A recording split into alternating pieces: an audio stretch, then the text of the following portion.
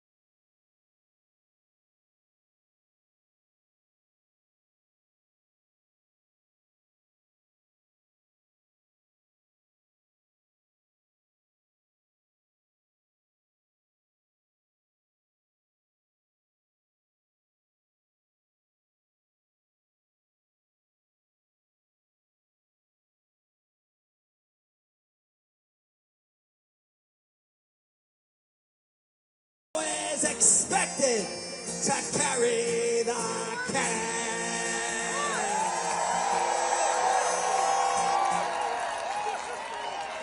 Well, I can say this. That's the most people we've ever sound checked in front of. That's for damn sure.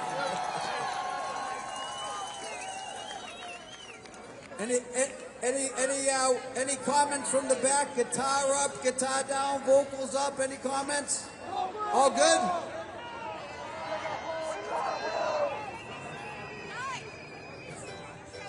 This guy says make it loud.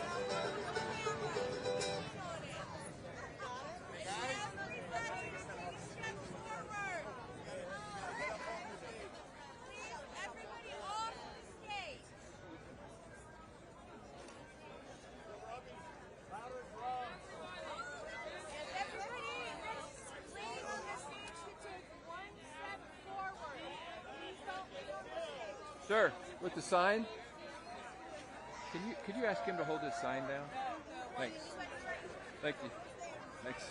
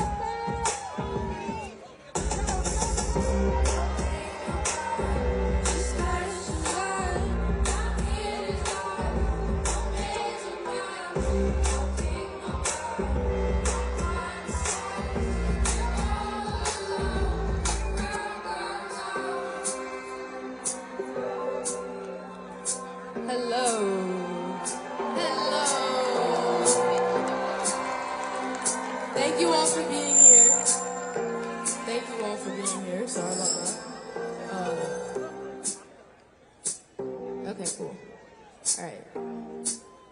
Should we just start?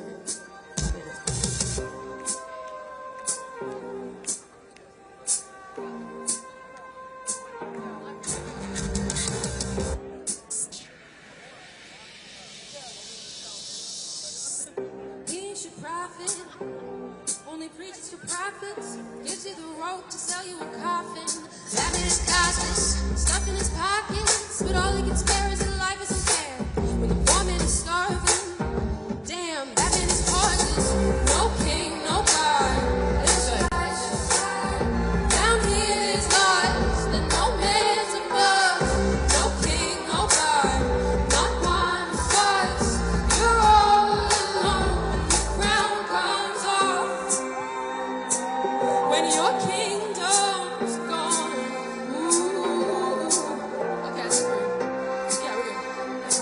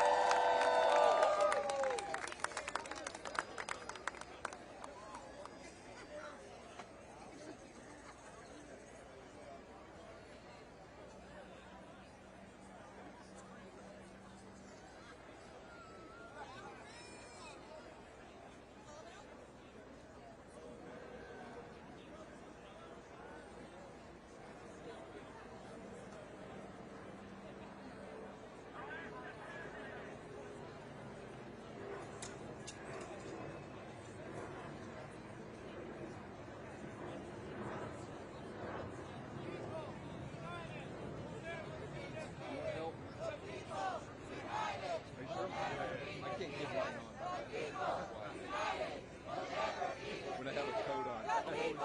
You're good.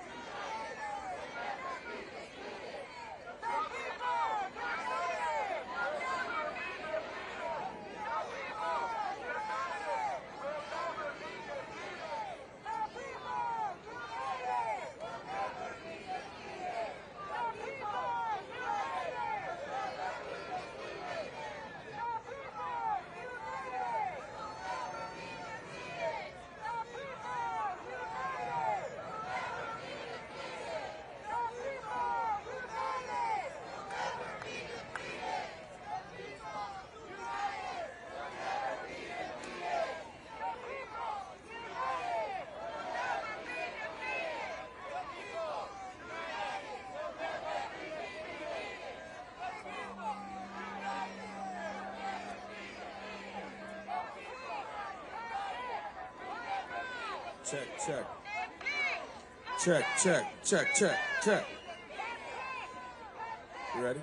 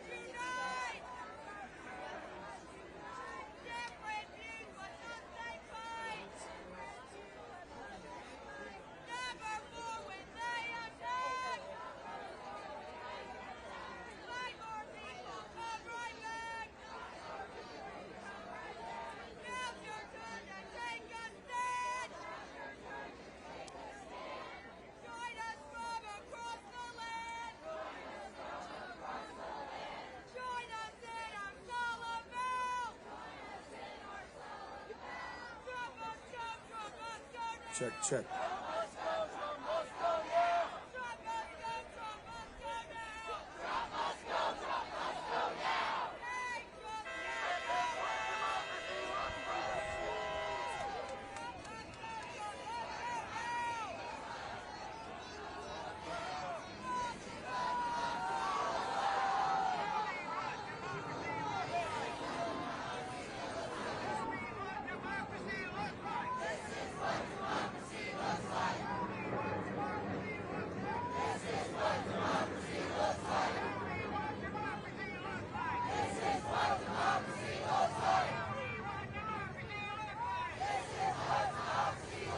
Ladies and gentlemen, you already know her. You already love her. We all do. All the way from Miami, it's Earth to Eve.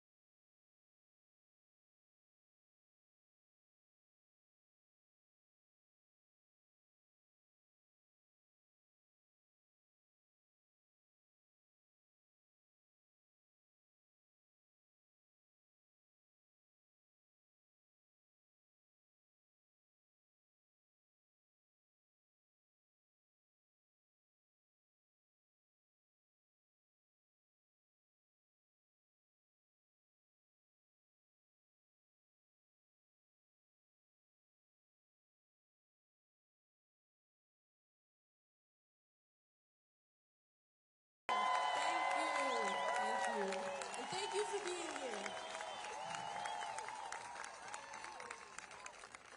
Ladies and gentlemen, please give a warm round of applause for Bishop Dwayne Royster.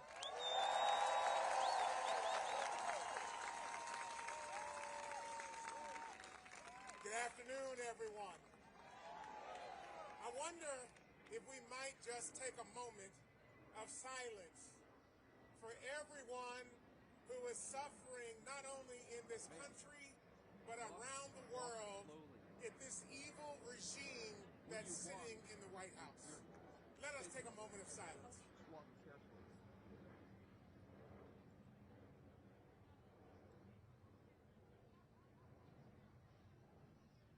Thank you. For a moment, before I offer prayer and blessings on you in this work that we're doing to get the Congress to get a backbone and impeach this president,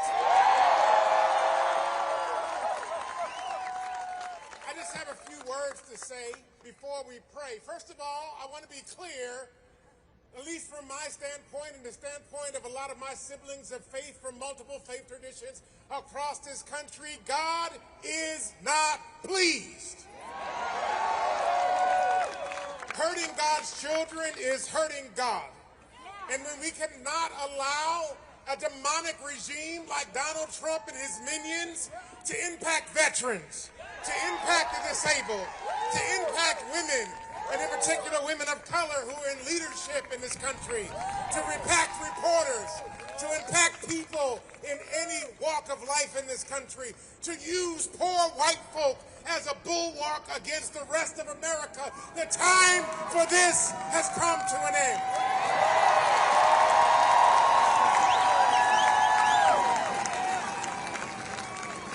Now our work is to help congressional leaders, both in the Senate and the Congress, to get a backbone, to stop running around acting like they're afraid of the president, and to understand that we, the people, are more powerful than this president will ever be.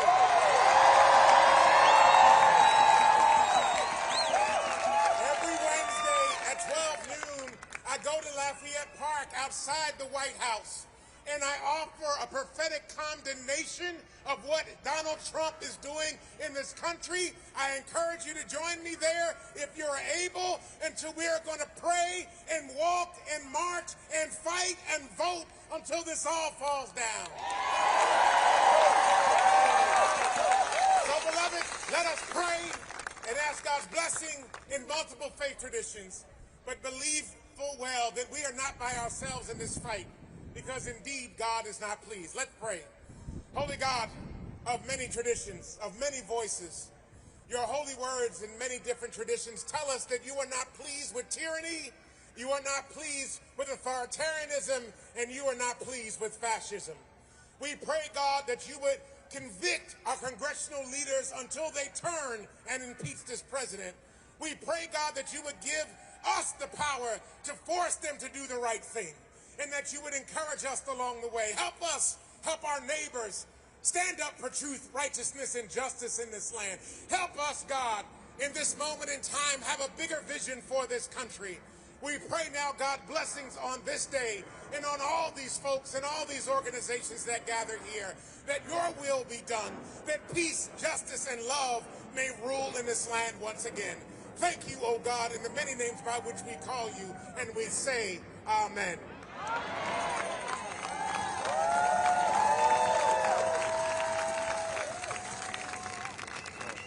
I didn't bump it. How are we the people feeling today? Can we get an amen for Bishop Royster? Amen! I'm Jessica Denson. I'm the founder of the Removal Coalition. It is my great honor and pleasure to have organized this day for you with an extraordinary team of people, of faith leaders, of pastors, of artists, of influencers, of musicians, of true patriotic Americans.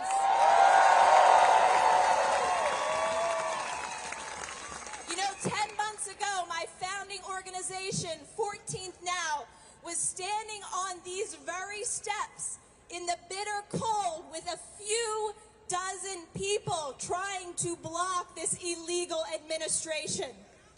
And here we are 10 months later, and thousands of people are here at Lincoln Memorial today to demand that this illegal administration come to an end.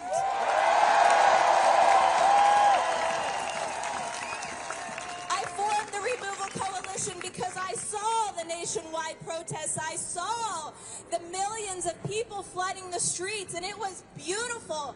But I saw that there was something missing. The demand was missing. The absolute, unequivocal demand that something be done to evict this illegal president from the White House was missing. And because of that, I Removal Coalition to bring together organizations that said, we are not equivocating. We are crystal clear and explicit on our mission, and when we show up and exercise our First Amendment rights, you are going to know what we, the people, are demanding. I don't know. Now, you're going to hear from me more today, but without further ado, I have to bring up for you my partner in this mission. He was with me back in January. You know, it's kind of ironic. We've got a former Trump staffer, 180-degree turn, my friends, 180-degree turn. An actress and a comedian activist are leading the movement for Donald Trump's removal. I'm just thinking, you know, I think artists have some vision. What do you think? This man has a heart of gold. He is tireless. I couldn't be more grateful to be in the fight with him. Please join me in welcoming Cliff K.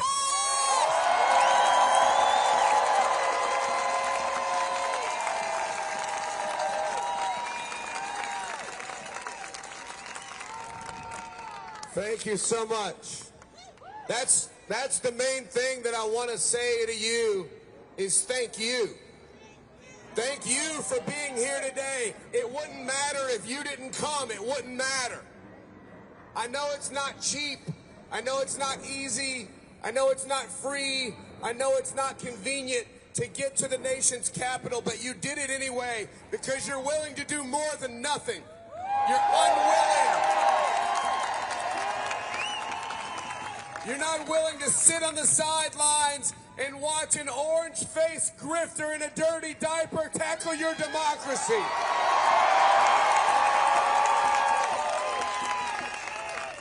I'm not willing to either. But we could not do this without you, so that's my main message to you is thank you for being here. Continue to fight. Make sure you have a sign in your yard and a post on your page and a scream in your voice. Do not give these people a pass any longer.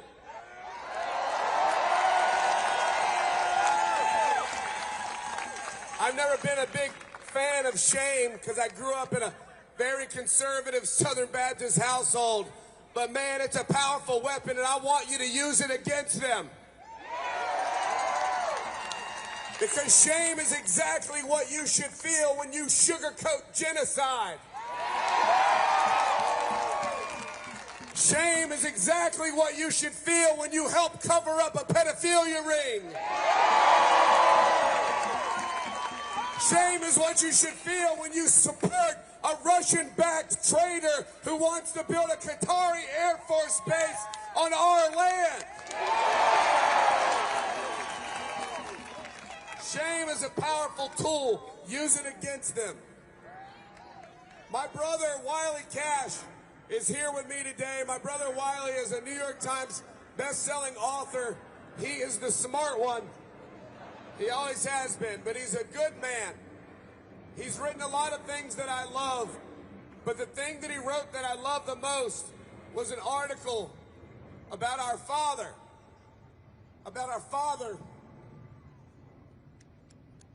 being a good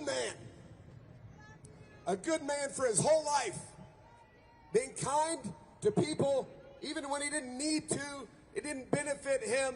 Most of the kindness he committed in his life, we didn't know about it until his life was over, because he never told us. The people came to the funeral and they told us. He was a good man.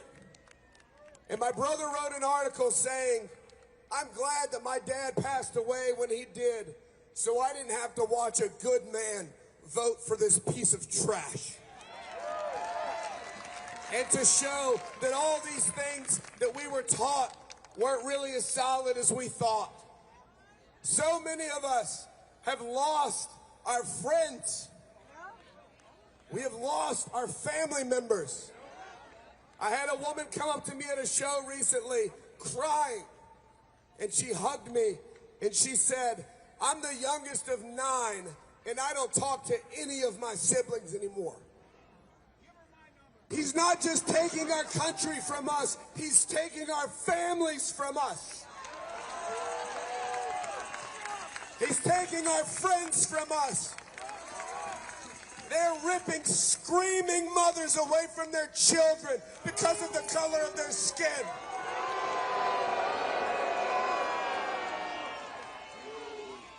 There was a man recently, a couple of months ago, tackled by ICE. He was weed eating. He was weed eating, and they tackled him to the ground, and they beat him.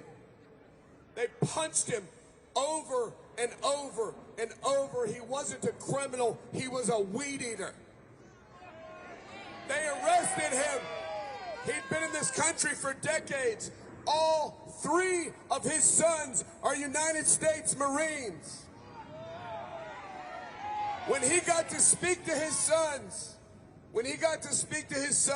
he didn't lament what was done to him or speak of the injustice or ask for help. The first thing he said to his sons was, "Go finish my work. I left my work undone. Please go finish my work." Because that man is a good man. There are no good men in MAGA. There are no good men in the Trump administration or this MAGA cult. There are no good men in MAGA. And just like that good man told his sons, "Finish my work. I have a job and it's not done." I'm telling you, we have a job and it is not done.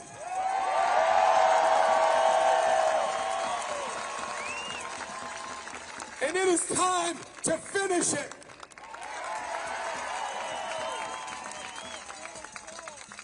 This next person is a literal hero. He's a hero to all of you. He's a hero to me. I was furious when I saw what happened to him on January 6th. And now I count him as a friend, and I'm even more furious. Give it up for the incredible Michael Fanone.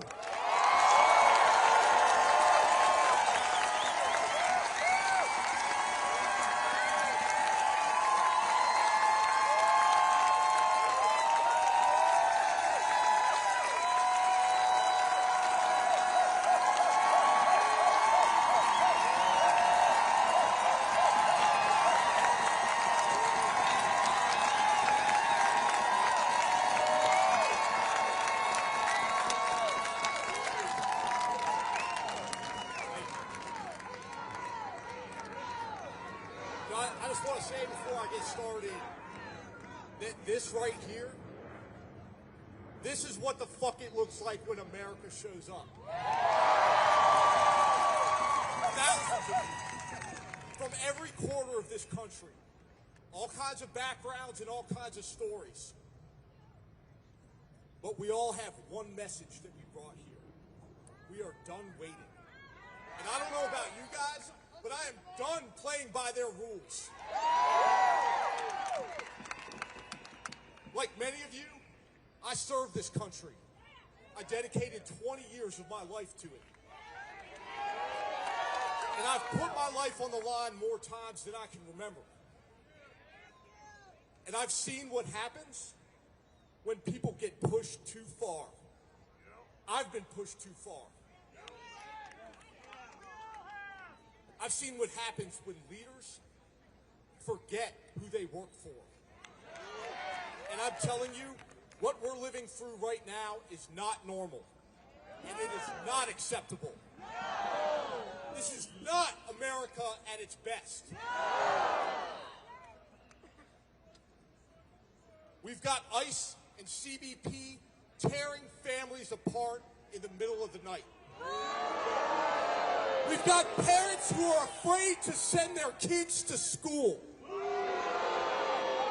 We have innocent and vulnerable communities targeted because they can't stand up for themselves.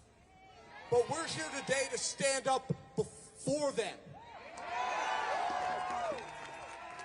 These people, the American people, our brothers and sisters, are being terrorized today. And politicians, they keep acting like they've got all the time in the world.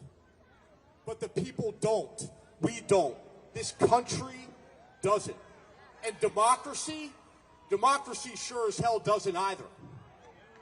So listen, I hear these pundits and elected officials saying just wait until the midterms. 2026 is going to fix it. But let me ask you something. Do the families being hunted by ICE and CBP, do they have a year to wait? Do women losing rights and autonomy over their bodies, do they have a year to wait? Do working class Americans with skyrocketing health insurance premiums like myself who can no longer afford health insurance, do we have a year to wait? Do workers, working Americans losing their freedoms have a year to wait? And let me be very clear. Democracy does not run on, we'll fix it next year. When a regime is abusing its power right now, when people are being beaten by law enforcement officers right now, when history is being erased and the people's house is being demolished now. You don't wait for a midterm. You ante up and kick in like we're doing right now. And since we're here in Washington, D.C., just a few blocks from the people whose salaries we pay, let's make damn sure they hear us when we demand that they do their jobs. Protect this country. Protect the people you swore to serve. Protect our democracy. And listen closely, because tens of thousands of voices are about to make it very simple for you. Impeach, convict, and remove. Let me hear it. Impeach, convict, remove. I want Congress to hear it in their goddamn offices. Impeach, convict, remove. I want the White House to hear it. Impeach, convict, remove. I didn't spend my career in law enforcement to watch a government use fear and violence as a weapon. And I didn't risk my life for democracy on January 6th so lawmakers could shrug and say, maybe we'll get to it in 2026. I stood up like you were all standing up here because this country is worth fighting for. And every single one of you showed up today because you believe the same thing. This movement is not small. This is not some fringe fad, and it sure as hell isn't quiet. It's the majority of Americans who are tired of being ignored, and we're tired of this administration. So here's what we're going to do next. We're going to take this crowd and this momentum, and we're going to turn it into pressure louder than anything this country has ever seen. We're going to call our lawmakers, we're going to show up at their office, and we're going to demand action, and we're going to demand their courage, and we're going to demand accountability.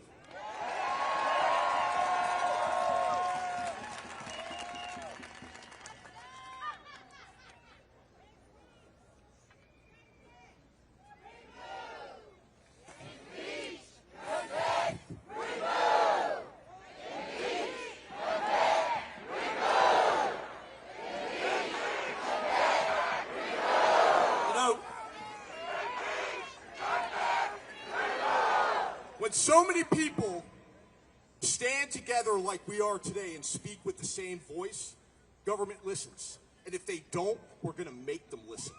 They are not going to ignore us. And let me tell you something. What you represent isn't fear.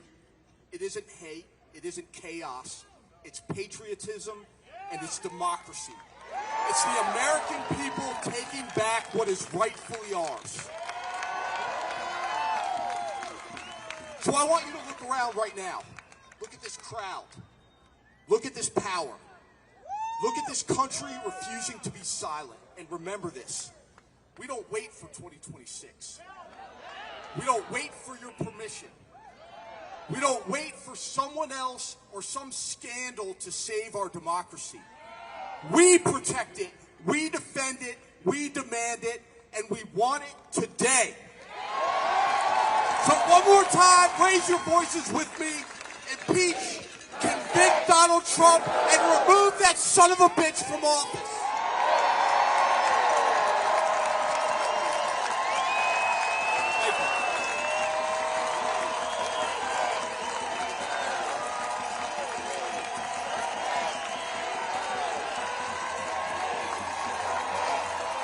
Let him hear it. Let him hear what real Americans sound like.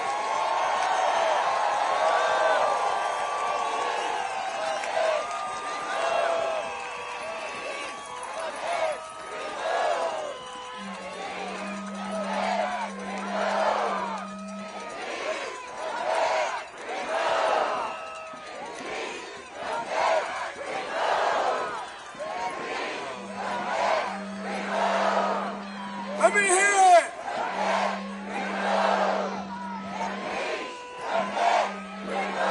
Can you hear that, Donald?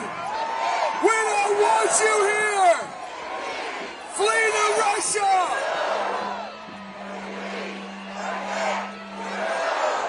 All right. All right, thank you. This next guy was also a hero of mine who became a friend of mine. I got to listen to him last night, and it was just incredible. Some of you did as well. Please make a lot of noise for pastor and author John Pavlovitz.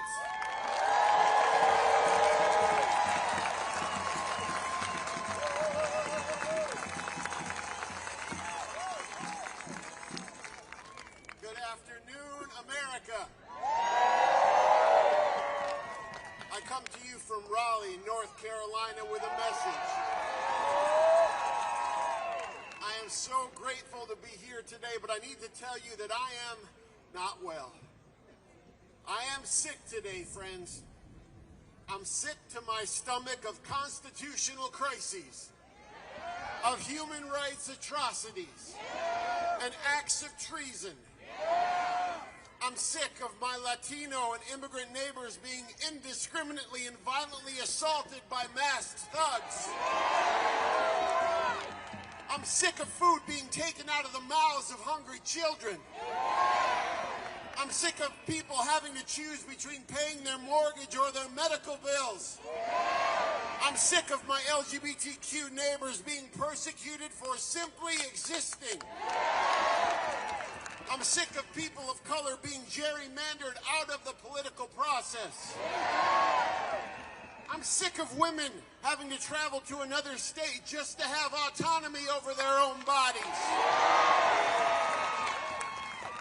I'm sick of our servicemen and women and our veterans being disrespected and disregarded. I'm sick of the reality that the greatest border crisis we face is the one separating church and state.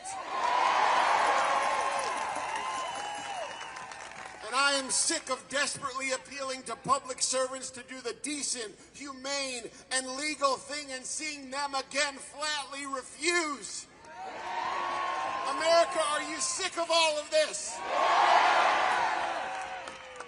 And it's not just we who are gathered here today who are sickened.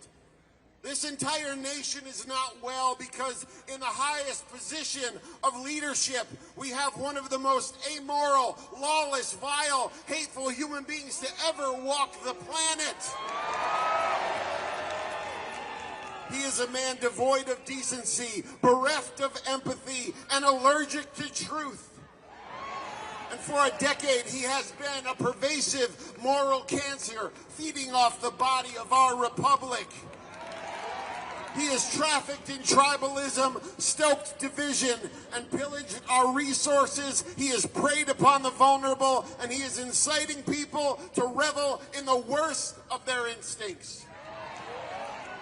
Now, I don't know a lot about medicine, but what I do know is that when a body is afflicted with cancer, you do everything you can to remove it.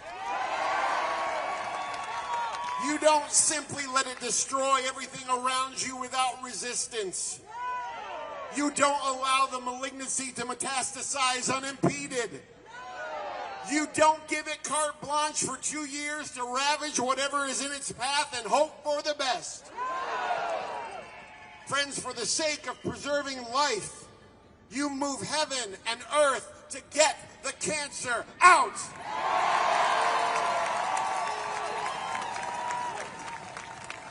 And we gather here today to say, for the sake of the health and existential life of our great nation and the well-being of the planet, Donald Trump must be removed.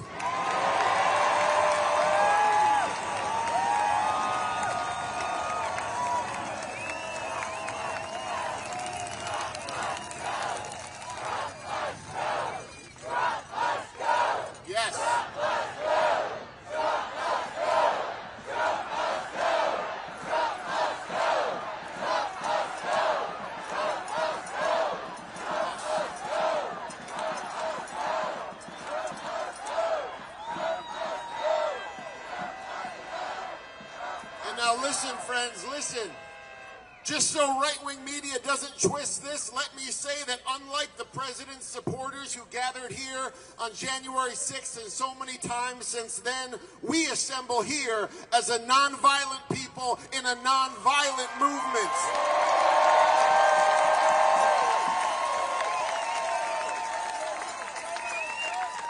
We seek a peaceful, legal, constitutional remedy to this national heart sickness, and it comes in the form of impeachment, conviction, and removal. And this is what we are demanding today.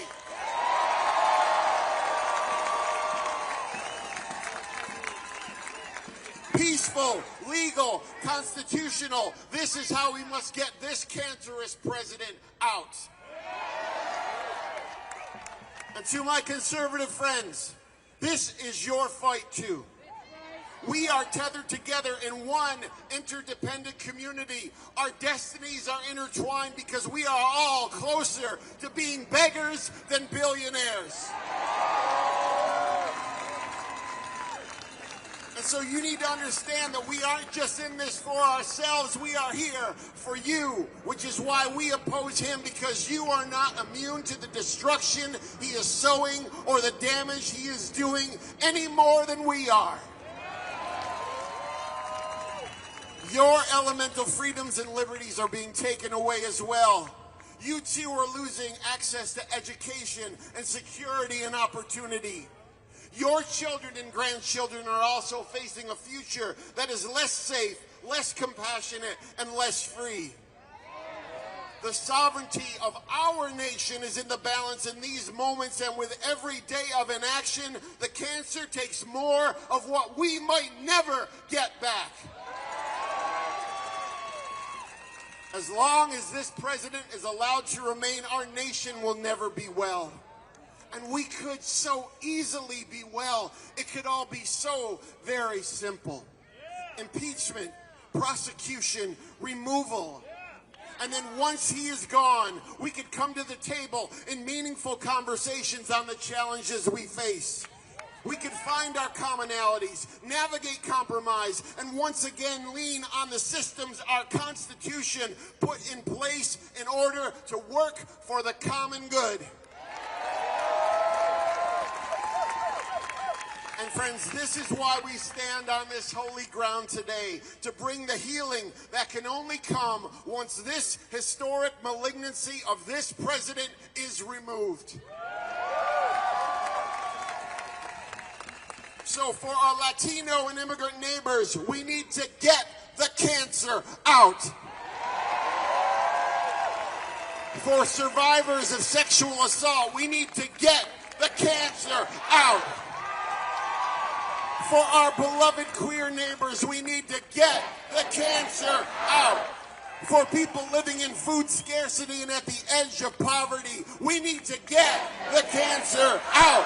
For Christians, Muslims, Jews, Buddhists, Sikhs, Hindus, agnostics, and atheists, we need to get the cancer out. For the vulnerable, the oppressed, the marginalized, the sick, and the hungry, we need to get the cancer out. For Democrats, Republicans, and independents, we need to get the cancer out. For conservatives, moderates, and liberals, we need to get the cancer out. And for the America that still could be, we need to get the cancer So let's make sure that love has the last, loudest word, friends. We must impeach, convict, and remove Donald Trump, and then we can get well. We will get well, America. We will all be well.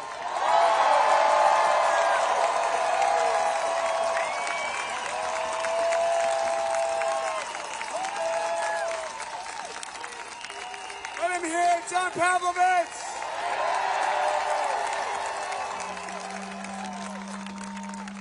I know I keep saying that all these people are heroes, and I hate to be redundant, but all these people are heroes. This next hero has been bringing articles of impeachment against this traitor who's illegally squatting in our White House. A Democrat from the great state of Texas, Representative Al Green.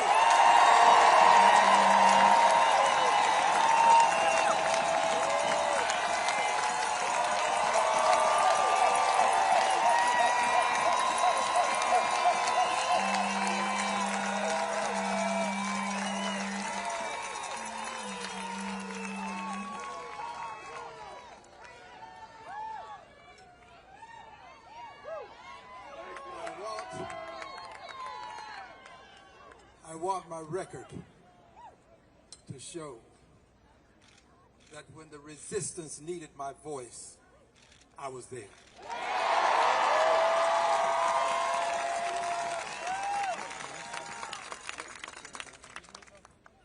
I ask you, do you believe in liberty and justice for all? Do you believe in government of the people, by the people, for the people? Do you believe in separation of powers? Do you believe in the right to peacefully protest? Do you believe you've got a right to resist an authoritarian president who wants to devolve the democracy into a dictatorship? Do you resist? Among the resistors, we have some persons who go to distant places. Many of them don't return the way they left. We have to respect them today. If you are a member of the military, just raise your hand. Let's give them a hand, please. Hands over here, here, here. Members of the military, give them a hand, please. Let's hear it for the Army. Let's hear it for the Navy. Let's hear it for the Air Force. Let's hear it for the Marines. Let's hear it for the Space Force. Let's hear it for the Coast Guard. Let's hear it for our armed forces.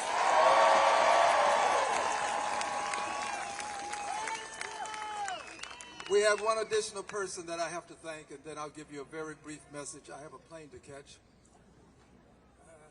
I don't see her, but Jessica Denson is the person that I wanted to thank. She is responsible for my being here, and she's responsible for a good many of your being in attendance as well. So would you give Jessica a hand for me, please?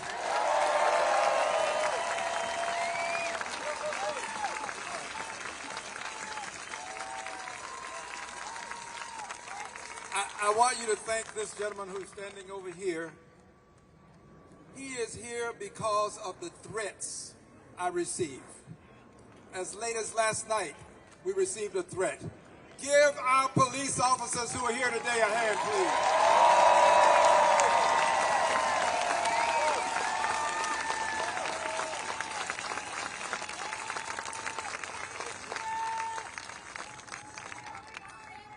When the President of the United States of America threatens the lives of members of Congress, when the President uses terms in his tweets, his communications by way of social media, when he does this, he places the lives of people at risk. When the President uses another person's words, indicating that persons should be hanged, He puts the lives of people at risk. The lives of people who were engaging in lawful free speech. People who were but only indicating that the military is required to carry out lawful orders, and they are not to obey orders that are not lawful. So he puts lives at risk. He put those 6 people who said to the military, you don't have to obey unlawful orders at risk. And in so doing, I want you to know this. I don't take it lightly. It's something that goes beyond those 6, however. Now, I want you to listen carefully to what I'm about to say. He has called those 6 people traitors, but he also called someone else a traitor. Listen now. He called Congresswoman Marjorie Taylor Greene a traitor. Now listen. She and I don't agree on most things. But here is something that's important. Her life is just as important as any other member of Congress's life. We cannot allow ourselves to be separated by party lines when it comes to the issues of life and death. We are going to demand respect for every member of Congress. That includes Marjorie Taylor Greene. Someone would say, well, is she going to vote for impeachment? It's not about whether she will vote for impeachment. It's about whether her life has value and meaning, and we are going to stand up and protect all members of Congress, whether they vote for impeachment or not.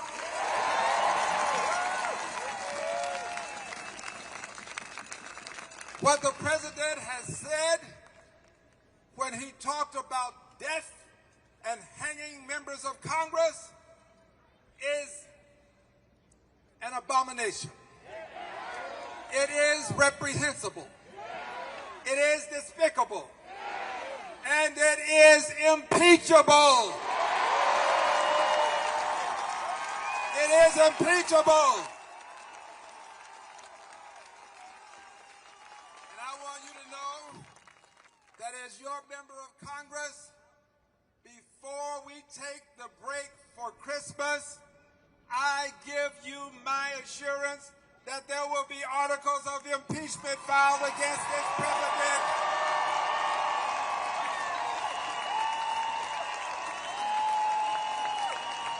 There will be articles of impeachment filed, and there will be articles of impeachment voted on in the Congress of the United States of America.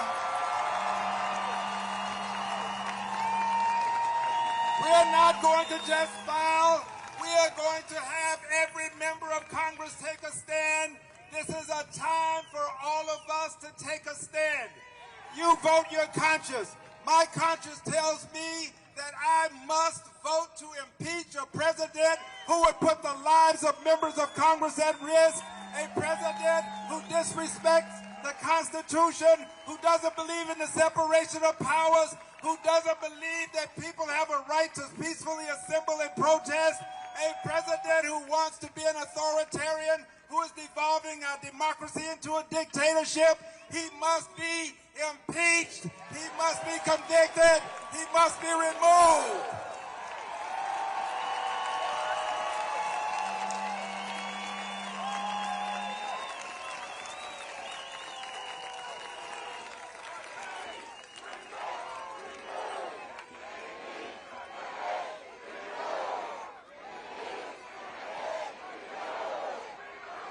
One final word. I agree with every person who said, we cannot wait. We cannot wait. We cannot wait. We can wait until it's too late. We can wait until the constitutional rights that we have now have been degraded to the extent that they are meaningless. This is the time. We are the people. He is the president who should be impeached. This is our watch. We cannot wait until some other time, hoping that things will get better in the meantime. No, things are not getting better. Things are getting worse. We must convict. We must impeach.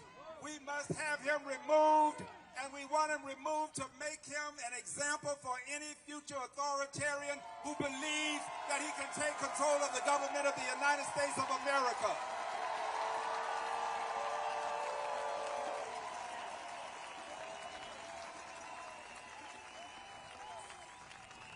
I want you to know that I thank each of you for being here.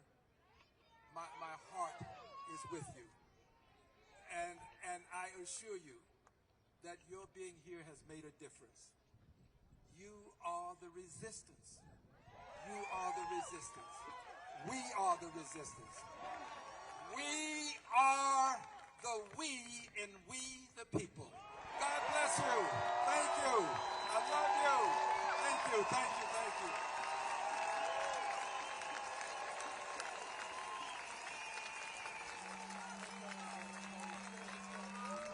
Let him hear it, everybody.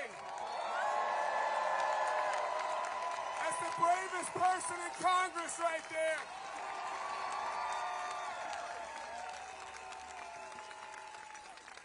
That's the bravest person in Congress right there. We need a lot more of them.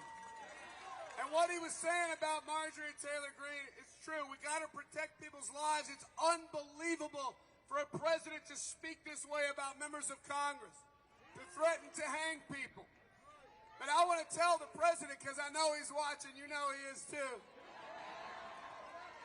I want you to come. I want you to come, Donnie.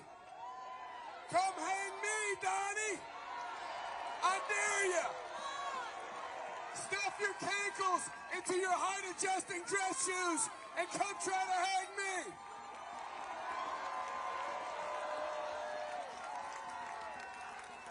We need the mic. We got a performance coming up from Earth to Eve. We got to get the mic for her.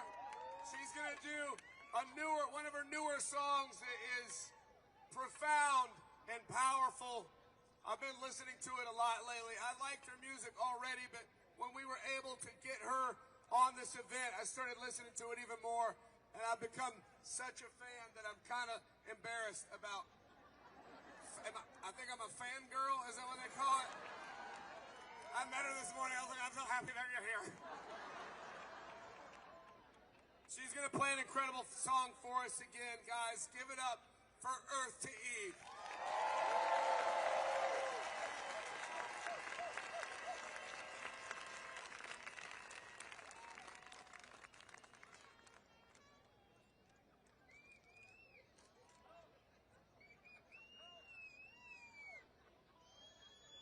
Can you hear that? Okay. All right, this song is called Have You Heard the News Today? I don't know about you. Well, I do know about you because you're all here.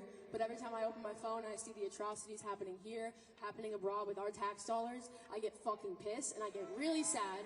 And this song is called Have You Heard the News Today? It's about that. Have you heard the news today? The bombs are dropped, the swamp is drained, America is finally getting saved. 11 million off of Medicaid. Temperatures rise like interest rates. Built Auschwitz in the Everglades and sold merch at the front gate. They're starving, sick, and sleep deprived, but they don't look like you or I. Guess empathy don't cross state lines in the great US of A. The flag's got no more blue, white. They sold the stars, we all wear stripes. No need to read between the lines when there's blood spilled on the page. Never again means not today. You gave the man your eyes so you could sleep at night, but you still hear their cries. You can't outrun this shame. This land was yours and mine till they bled it dry. History won't be kind to those who turn the other way. Ooh, ooh,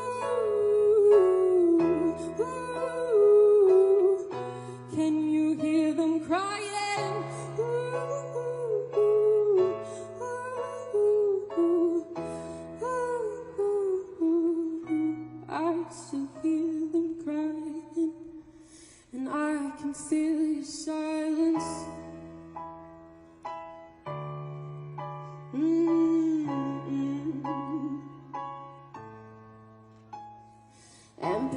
becomes partisan when rights get framed as politics, and born again Republicans start ditching what their scripture says. Oh, hate thy neighbor, turn them in and burn. Amendments 5 and 10. The faithful bent the cross to fit, but heavy is the crown that sits atop his empty head. He'll only pledge allegiance to self-interest, to help the rich get rich at your expense while you absolve his sins. And your indifference ain't righteousness, it's evil at its best. Celebrate ignorance and cheer and clap as the boot steps on your leg till it snaps.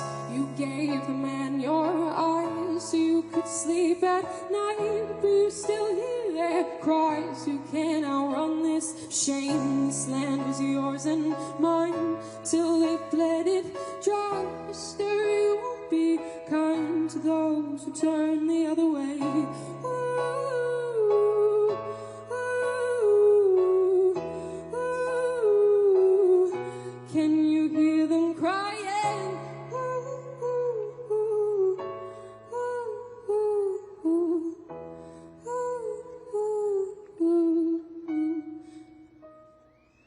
And will you still be silent? And that's it. Thank you all. Thank you everyone for being here. Impeach, convict, remove. Thank you.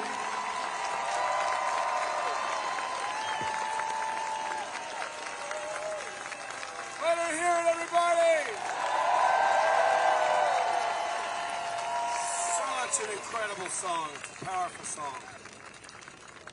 Again, I know I sound like a broken record, but we happen to just book all heroes today. That was kind of the vibe. You guys are heroes too, by the way, for being here. You paid for this. You guys, we funded this. We had $0 1 month ago for this effort. You funded it. $500 or $5. You made today happen. So thank you so much. Our next speaker is a 25-year veteran, a Green Beret, and a whistleblower. Please make some noise for Lieutenant Colonel Anthony Aguilan.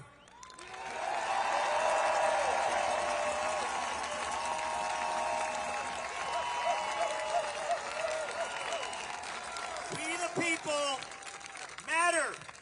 This still matters. I want to hear it. Fire me up. Impeach, convict, remove. Impeach, convict, remove. Impeach, convict, remove. Impeach, convict, remove. I spent 25 years serving in uniform for this country, and I have fought in every war that this country has fought in for the last quarter century. And not once did I see someone with the last name of Trump overseas carrying a weapon and defending our nation.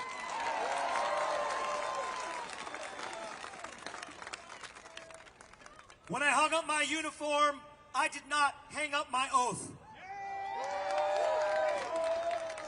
I went into Gaza to deliver humanitarian aid and resigned in protest to tell the world of the genocide that's taking place. Every bomb that drops that kills a Gazan child, a Palestinian family, is coming from our tax dollars.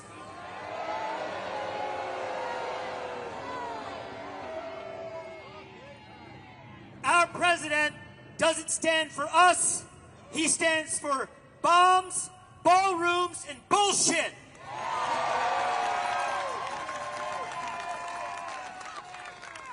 I'm a proud Latino American. I grew up in South Texas. And I have sworn upon the altar of freedom eternal hostility against every form of tyranny, foreign and domestic. 62 years ago, Martin Luther King stood on these steps behind us, and he talked about the three evils: poverty, racism, and militarism. This president has proven that that is true. And he has added to that list with violence and pedophilia. We cannot tolerate this tyrant in office. And it is not too late, but time is coming where this tyrant will become a dictator. And there is only one power that can stop him, and it is not in Congress, and it is not in the Supreme Court, and it is not in the executive branch. It is with us, we the people.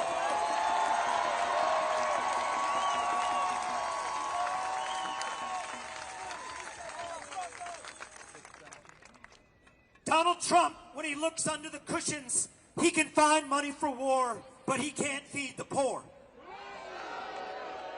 $38.3 trillion in debt, our nation, and it accounts for 1/3 of the entire global debt, and yet we want to start more wars. Not wars for us, not wars for our safety, not wars for our freedom, but for wars of conquest to line the pockets of Trump and his cronies. The average American, every one of us, every day, you work your ass off to put food on the table, and 28 cents of that dollar goes to taxes. Not for us. It doesn't come back to us. It goes to renovate a ballroom. It goes to line the Oval Office in gold. It looks like Liberace's bedroom.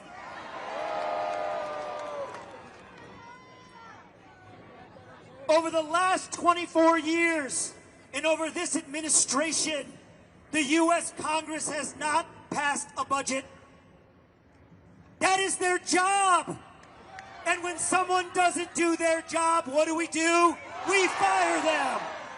Impeach, convict, remove. Impeach, convict, remove. We must do it. To prevent the abuse of power, things must be ordered that power checks power. That is what our nation was founded on. And our founding fathers told us one thing when they signed this document: don't trust the government. Donald Trump and his administration have shown us more than ever that we cannot tolerate kings. We cannot tolerate tyrants. We cannot tolerate princes. We cannot tolerate dictators. And the time is now. And tomorrow is too late. Say it again with me. We must impeach. We must convict. And we must remove. Impeach, convict, remove. Impeach, convict, remove. Thank you, and God bless America.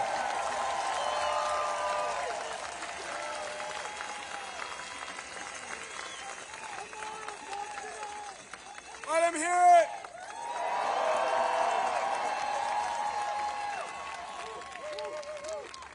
This next speaker is a huge part of the reason that we're all here. She has really dialed in the nuts and bolts of this event and many more. She's been fighting against this fascist clown tirelessly. I know because I've been fighting beside her, and I'm exhausted, and I think she sleeps less than I do. But she still manages to look incredible every day, and she's just an incredible leader, doing incredible work. I know you already know who I'm talking about. Please give a warm round of applause for Jessica Denson.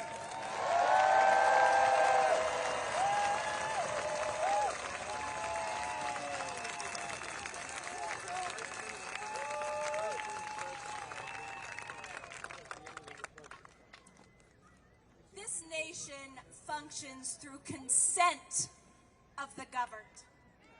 Do we consent to what's going on right now? Are we demanding Donald Trump's immediate conviction, impeachment, and removal from office?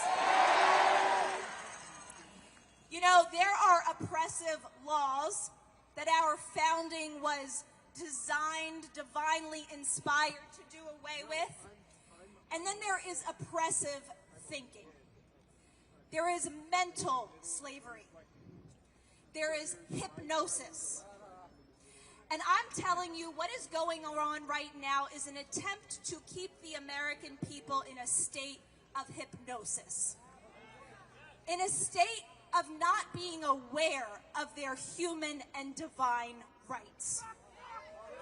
They have counted on us being trapped in this hypnotic state where we forget our power, where we forget who we are.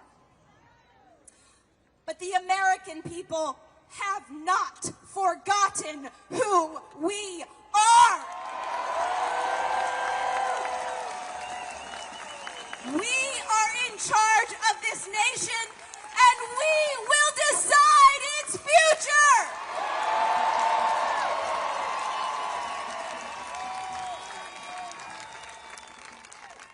Do you see how incredible what we have done today is? Just a few months ago, really up until just recently, they were trying to make those of us who were calling for impeachment look like fools. Look like some fringe movement who were so silly to think this constitutional necessity could be accomplished. But today, we are making anyone who says impeachment is not possible look like the fools.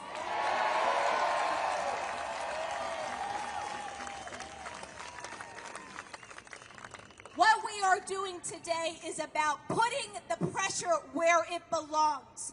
On that building at the other end of this mall, the halls of Congress.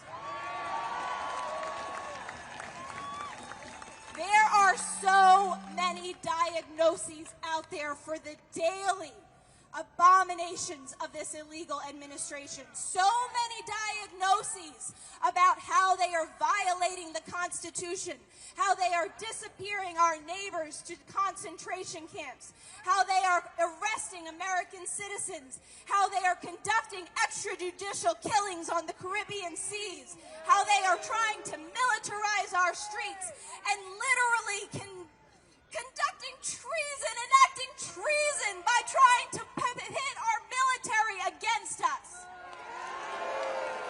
And yet they will not give us the remedy. Well, here the hell is the remedy!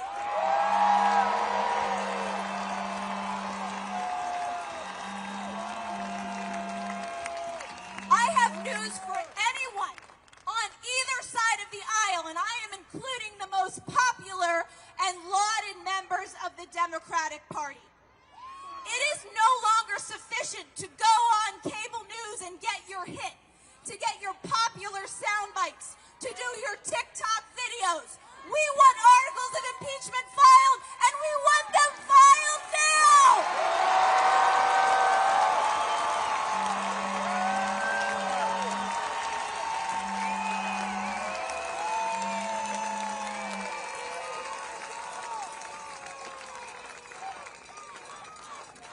It is not sufficient to have one lone member of Congress filing articles of impeachment. Representative Al Green promised to us 2 days ago at the beginning of Remove the Regime that he would do this before Christmas.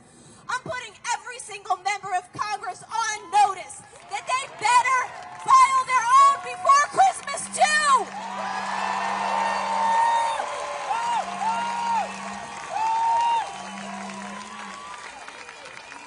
It is not just Donald Trump and J.D. Vance and Stephen Miller and Kristi Noem and Pete Hegseth and this entire corrupt Supreme Court that we have that is complicit in the destruction of American democracy. It is those who are not doing something about them that are also complicit!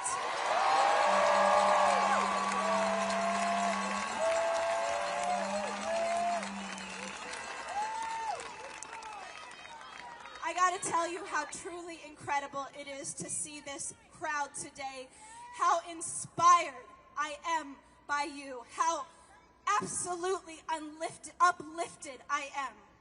And you are here because of a vision.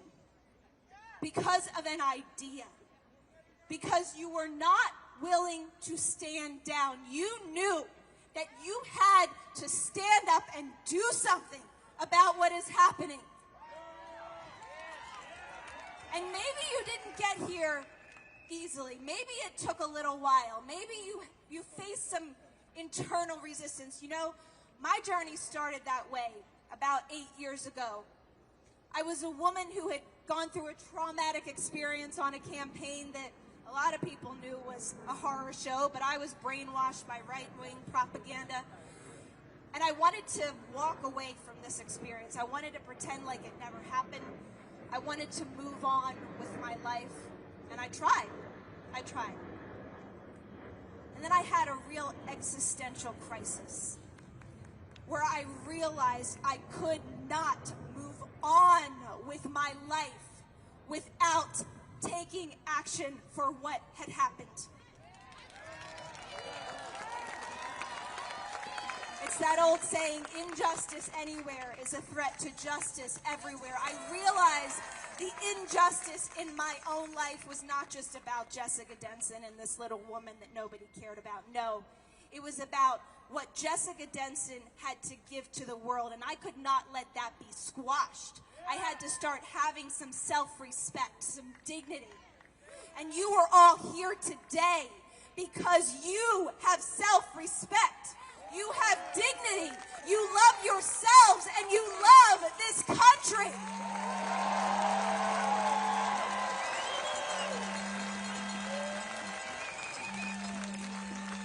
And that journey that I started on, I will tell you, it was a Jacob wrestling with the angel kind of moment that got me to take the action that I ultimately did, that got me to engage in a legal battle with Donald Trump that in the end invalidated every single illegal non-disclosure agreement that he had his staffers sign in 2016. And that fight was one, I will tell you, that countless people, countless lawyers, countless strategists and political experts told me was impossible. Told me would never happen. And yet the only reason I am here today is because I trusted that divine guidance. I had faith and I never doubted the victory of truth. I'm asking every single one of you to not doubt our victory in this moment. I want you to claim our victory in the midst of the battle. Can we claim it? We will not be told that the rightful and just impeachment and conviction and removal of this regime is impossible. We will do it!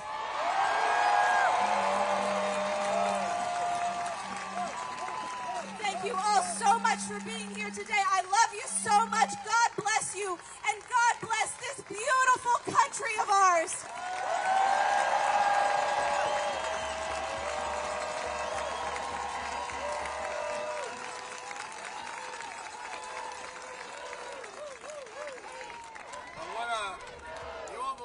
But I want to tell you about another hero. I'm going to introduce our next speaker, but I want to talk about a hero that's not speaking today. Kayla, behind me, is holding the C on the convict sign. She finished chemo treatment 15 minutes before she got on the bus to come here. That's hero shit right there, ladies and gentlemen. And I know there's 1,000 other stories like that in this crowd. A lot of people keep saying, oh, we impeached him twice and it didn't work. And I remind them of the old saying that we all say in this country, if at first you don't succeed, give up. Remember that? Me neither. We've made a lot of mistakes in this country. This country's made a lot of mistakes around the world. We've made a lot of mistakes in how we treat each other. But this country does not give up. This is not a country of losers. It's a country of fighters. And we aren't going to go back to normal. We're not going to go back to what was. We're going to build something better than we've ever had. We're going to be what this country has always espoused to be. This next hero, I'm a big fan of as well. He's a January 6th Capitol Police officer. He's one of the nicest guys I've ever met in my life, but don't cross him.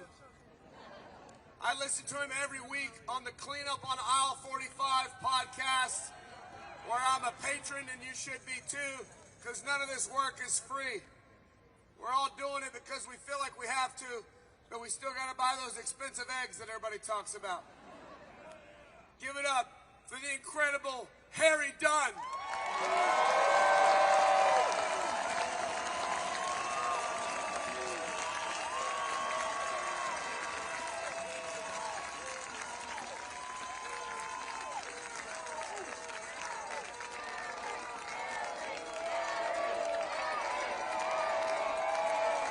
What's up, DC?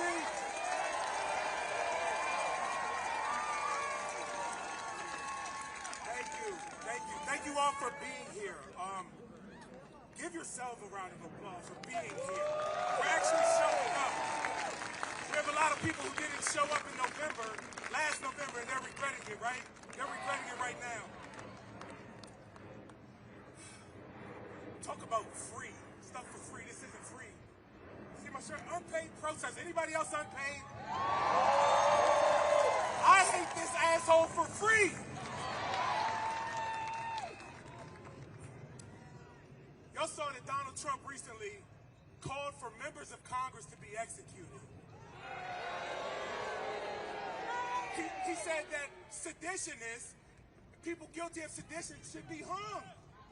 Well, you know what? You know what, Donald? You pardoned people that were convicted of seditious conspiracy. Just saying. Man, we've had some phenomenal speakers right here, people that have brought the heat, brought the fire, that have fired us up. I don't have that fiery spirit in my belly. Can I be honest and transparent with y'all? I'm tired. I'm sick and tired. I'm disgusted. I'm not defeated. Like none of y'all are. Like all of y'all are. We're not defeated out here. I want to talk about impeach, convict, and remove. Listen, on January 6th, we did our job. I'm one of the very familiar faces, and Michael Fanone and the other officers. Y'all know our faces, but there are hundreds and hundreds of other officers whose faces that you'll never know. And you know what? They served their country. They did their job, while Congress failed to do theirs. We were off to a good start right after January 6th. Everybody was saying, you know what? You know, we are done with Donald Trump. Lindsey Graham said it. Mitch McConnell, Kevin McCarthy. All up, we're like, okay, we're coming around. This is, we're good. Articles of impeachment. He was impeached in the House. Great job, House of Representatives, under the leadership of Nancy Pelosi. Great job there. It went to the Senate. We all remember how that played out, right? Mitch McConnell said on the floor of the Senate that Donald Trump was responsible for January 6th. And then 10 seconds later, he voted not to convict him for it.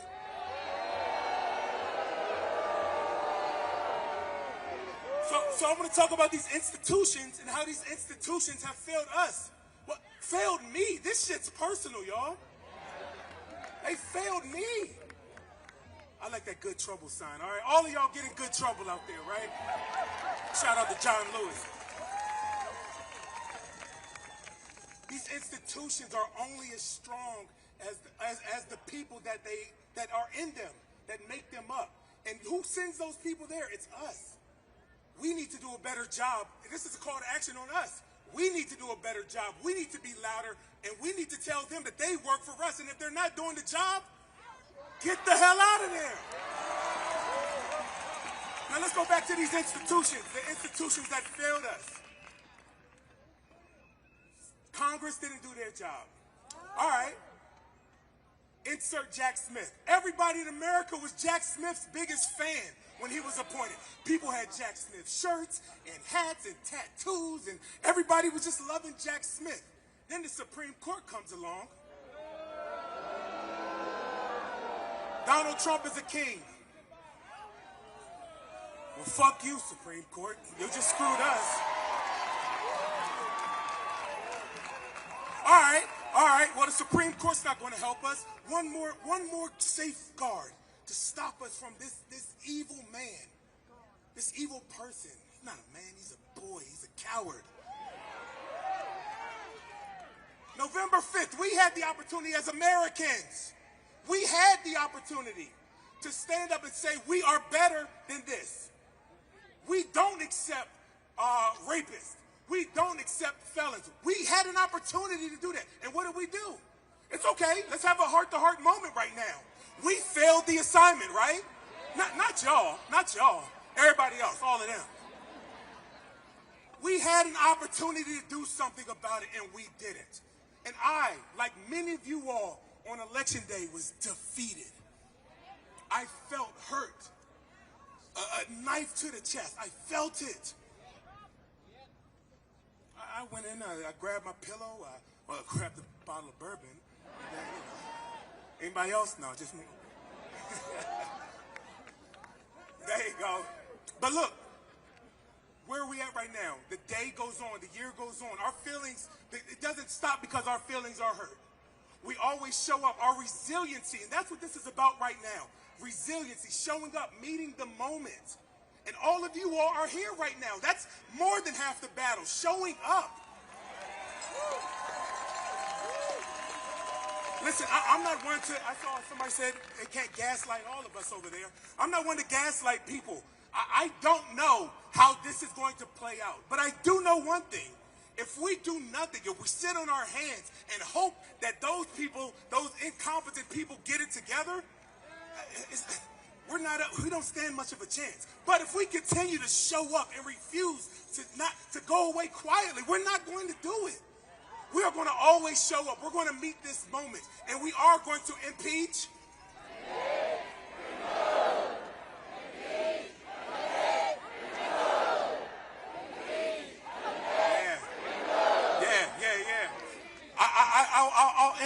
I'll end with one more thing, y'all. A lot of people want to give up. I get it. I have been exhausted. You're right. We're not right. But a lot of people want to. We feel it. I mean, let's be honest with each other. I am sick of protesting every fucking weekend. I'm sick of, but it's necessary. And we need people to stand up and meet the moment when it's necessary. A lot of people that want to quit, I'll tell you this. You all can quit when you see me or my buddy Michael Fanone quit. Spoiler alert, it's not fucking happening. So thank you all. God bless America. God bless you all.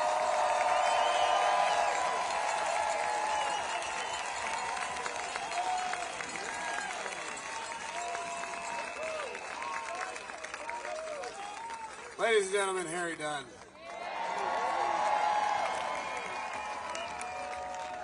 I want to say a couple of words while the band is getting ready. A lot of talk about Marjorie Taylor Greene. I'm sure she loves us talking about her. That's why she is the way she is. I want to be clear. I do think that she is an absolute imbecile and trash clown. I don't want to get the signal mixed up. But she is a clever enough political player to know which way the wind blows. And she knows that this ship is sinking.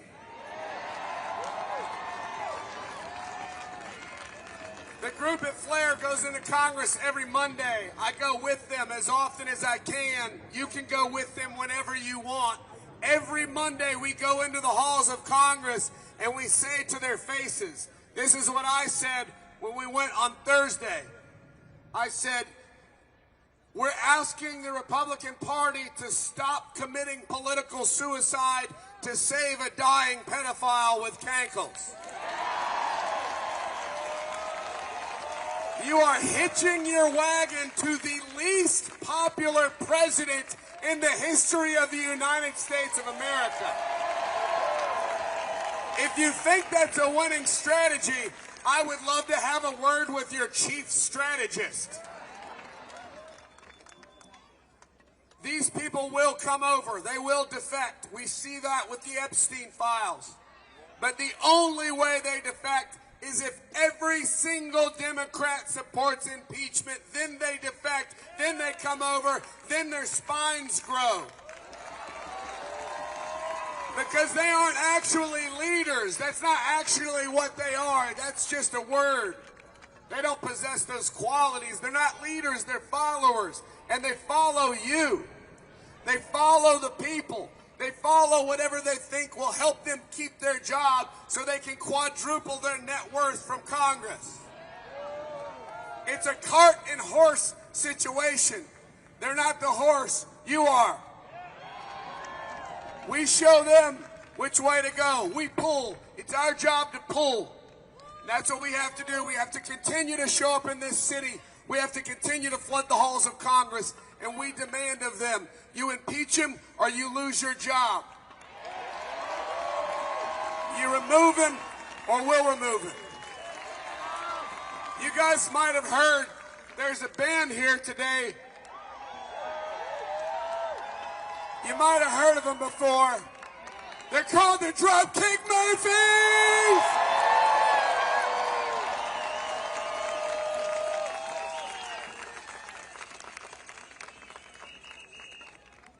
Hey, hey, hey, what's up, everybody?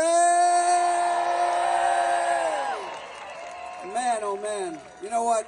I wish we were all here under better circumstances, but earlier in the year we had the opportunity to play at a veterans rally down on the other end of the mall, and here we are at the Lincoln Memorial, man, and all these great people here. Great patriotic Americans, that's what it's all about. So thank you guys all for showing up.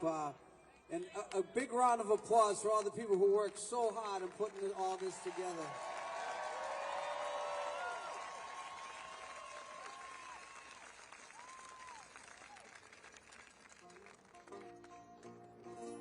Oh, there we go, there we go! Who was here for our sound check? We broke the record for the world's most attended sound check, I think.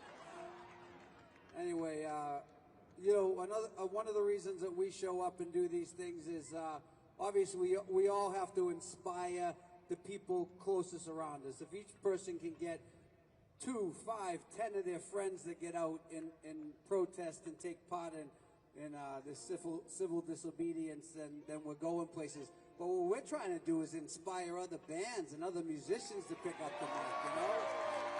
There's nothing to be scared of! Come on! Anyway, you guys all ready over there? We'll let the speakers speak and the singers sing. How about that? All right.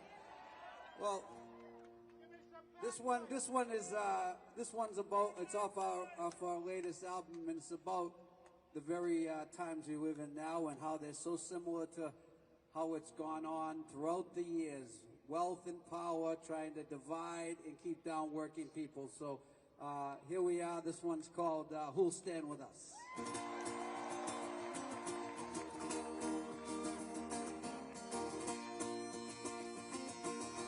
Let's go!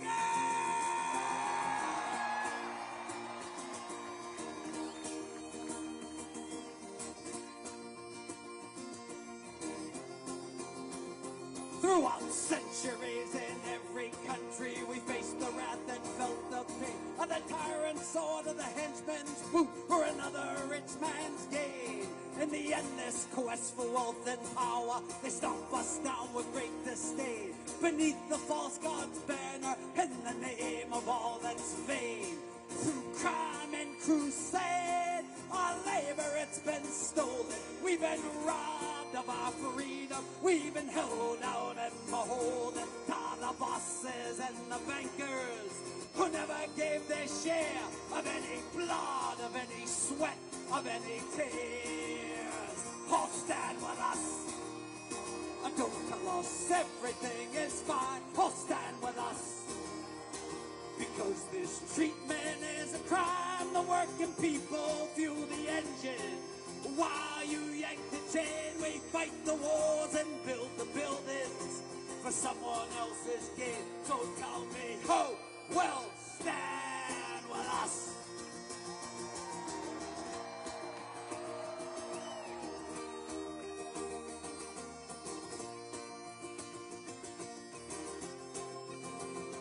And as time rolls on, not a single thing has changed.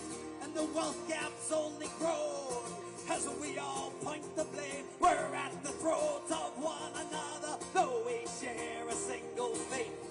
And the golden few laugh on and on as we all take the bait. Through crime and crusade, our labor, it's been stolen. We've been robbed of our freedom. We've been held down and beholden to the bosses and the bankers who never gave their share of any blood, of any sweat, of any tears. All stand with us. Don't tell us everything is fine. All stand with us. Because this treatment is a crime. The working people fuel the engine.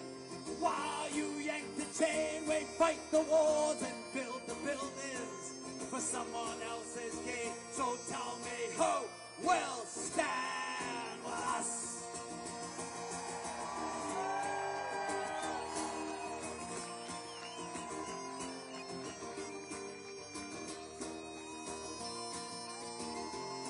Through crime and crusade, our labor, it's been stolen. We've been robbed of our freedom. We've been held down and beholden.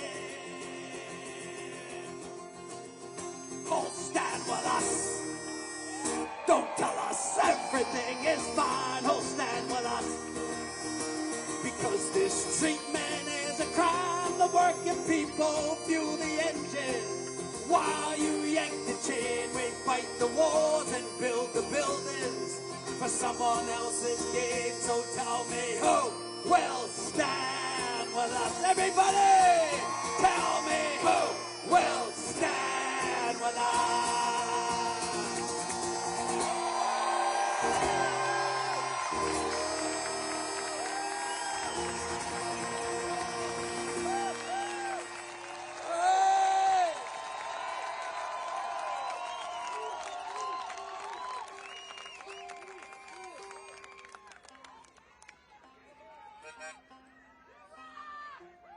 One of the reasons we were so, we took part in the first No Kings rally. We were in Europe during the second one. We played in Boston, and one of the reasons that we were so interested in this one, because it was taking the stakes up a little bit, asking for removal and impeachment, and we want to be part of that.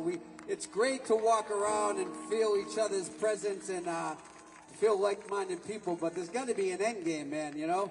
The end game is to freaking get back to normal here in America. So, in addition to the 30 years we've been doing this and singing about, workers' rights and human rights and all the things that we've done since the start, we've also had the great privilege of getting to know the Woody Guthrie family and being given the permission to go into his archives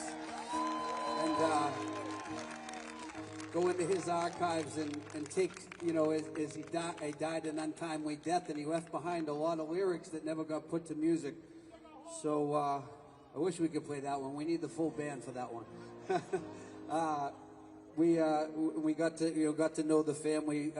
Quick story: Woody Guthrie's grandson, Cole, as a teenager, he had a poster on his wall, and his mom walked in, Nora, who's Woody's daughter, who runs the archives, and she said, "What's that band all about?" And the grandson said, "That's a band called Dropkick Murphys. I think Grandpa would have liked them," and that led to this relationship with the family.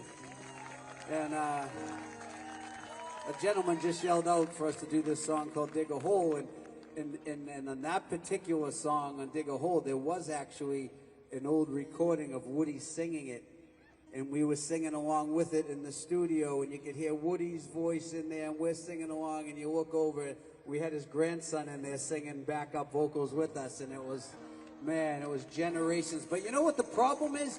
Generations later, century later, it's still the same shit. Woody would be rolling over in his grave if he knew we had it. Oh, maybe he'd be expecting that it would still be this fight. So we got to fight every day is the moral of the story. Anyway, this one's a lyric of Woody's called The Last One, and it's old, so keep this in mind. It goes out to all the working men and women, and yeah, it's called The Last One.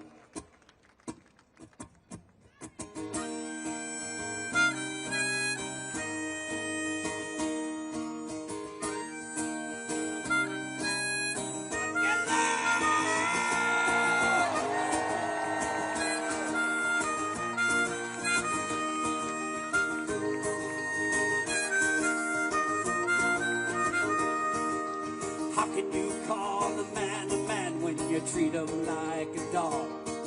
And how can you call a man when you kill him like a hog? How can you call him an eternal soul and grind him in the dirt? And how can you say a fella's free, chained down and tied to work? She's upside down, she's broke apart, she's getting worse every day. A working man's hand is the hardest card in the whole damn deck to play. She's upside down, she broke apart, and getting worse every day. A working man's hand is the hardest card in the whole damn deck to play.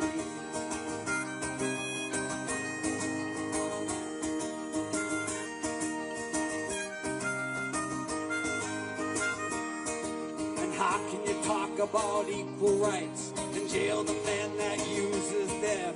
How can you worship the rich man that sees poor folks and refuses them? How can you talk of freedom and jail the man that talks it?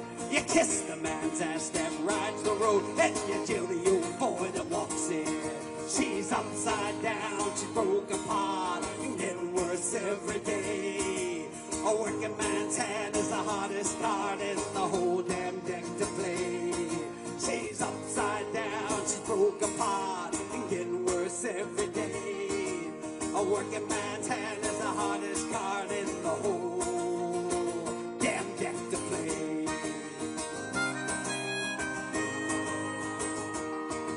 A working man's hand is the hardest card in the whole damn deck to play.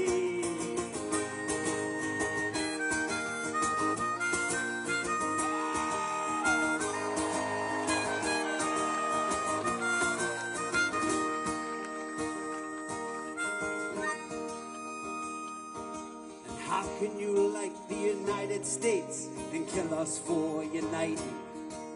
How can you accuse us of being violent when you start all the fighting? Every time we organize, those rich fucks pull the fast one. We might lose many a fight, but we'll damn sure win the last one. She's upside down, she's broke apart, and getting worse every day. A working man's hand is the hardest card in the whole damn deck to play. She's upside down, she's broke apart, and getting worse every day. A working man's hand is the hardest card in the whole damn deck to play.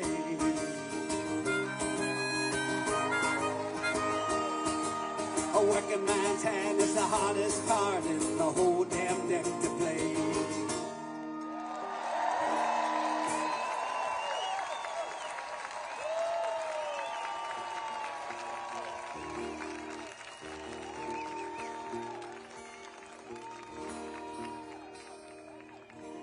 Obviously, the lyric to that song is talking about the division between working people. And I gotta say, man, with open arms, we're here willing to welcome back anyone from MAGA that admits they've been tricked, they've been lied to, they've been conned. Except for the purely racist motherfuckers out there, okay? They can stay.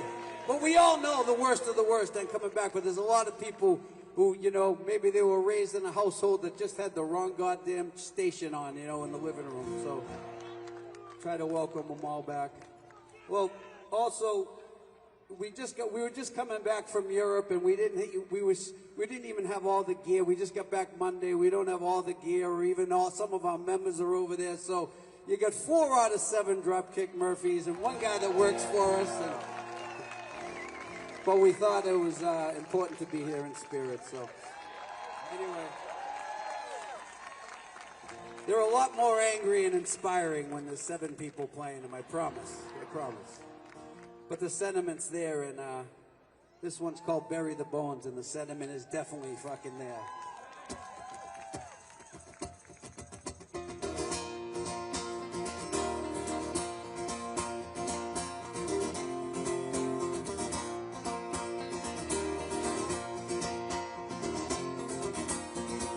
It's time to unite. It's time to be true to a cause. It's time to do what's right and rip the power back from their claws. What happens to the weak and the weary? Who'll stand with the marginalized? The strong must help those in need when the crooks just bully and lie. And look on the bright side, you can't get blood from a stone. And we're on the right side of the ground where they bury the bones. The ground where they bury the bones. You took us all to the cleaners, gave your cronies the keys to the vaults.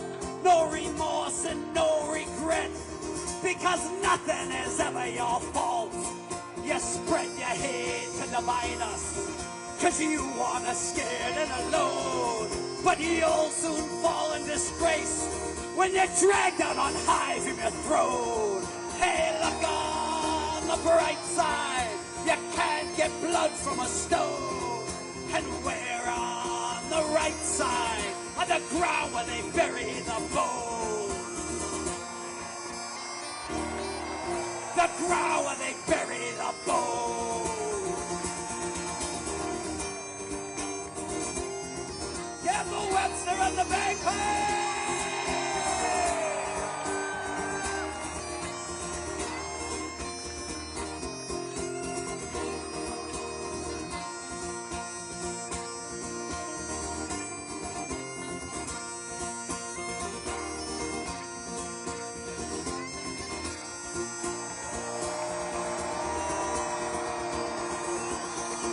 Resist and never comply.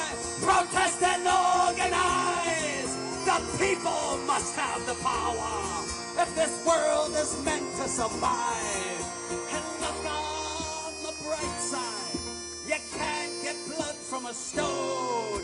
And we're on the right side of the ground where they bury the bones. Hey, look on the bright side, you can't get blood from a stone. And we're on the right side of the ground where they bury the bones. The ground where they bury the bones.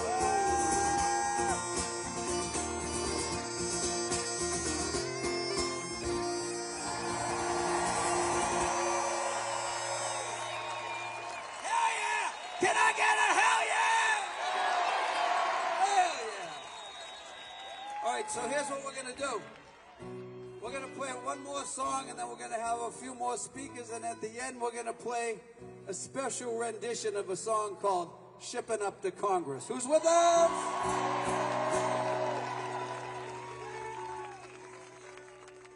Thanks so much to all the people who took the time to make the incredible signs. That was amazing. And thanks to all the people that took the time to come from far and wide. And hopefully the next time we do this, it's all the way down the end of that goddamn pond. All right, this is a song that was written before his time, but man, nothing describes this guy more than this song. We'll leave you with this one for now. It's called First Class Loser!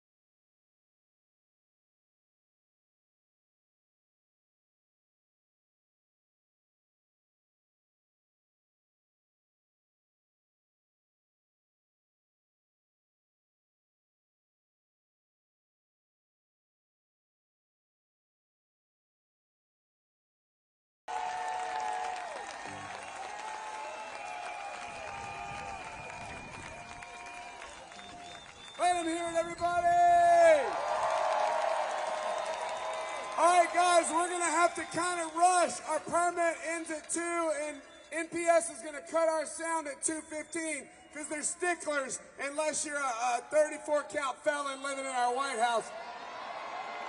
I want to ask a favor. Everybody on the sides, everybody in the back, please, please, please flood that area. Let's make it all the way to the end of the reflection pool. We're going to march in that direction anyway. So please go and line the reflection pool. Let's get some photo and video of this entire reflection pool covered by Antifa!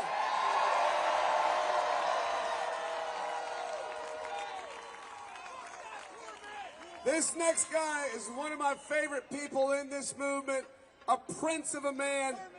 He is the congressional ops leader for a group you may have all heard of called FLARE. FLARE.USA on all socials. FLAREUSA.org is the website. They are leading people just like you, citizens like you, into Congress every Monday. And you don't have to do anything special to join. You show up. Show up and go find your rep and tell them to your face that you're done. Give it up for my friend, Dave Minnick!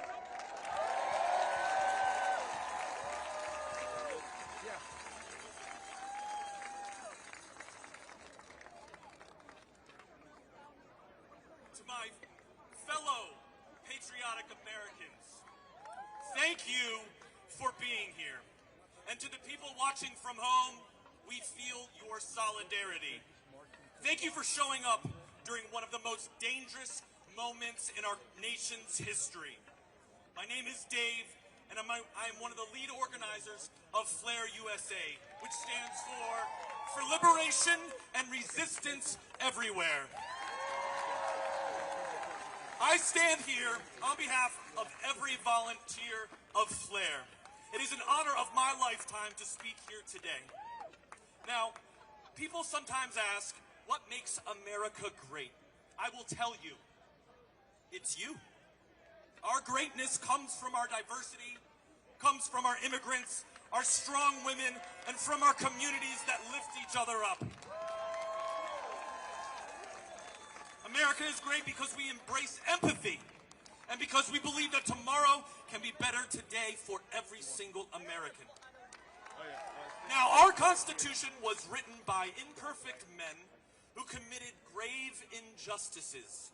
But even with their failures, they built a safeguard for a moment like this. That safeguard is the impeachment process. The founders could have not predicted that a traitorous, twice impeached rapist backed by white nationalists would ever hold the presidency. But here we are.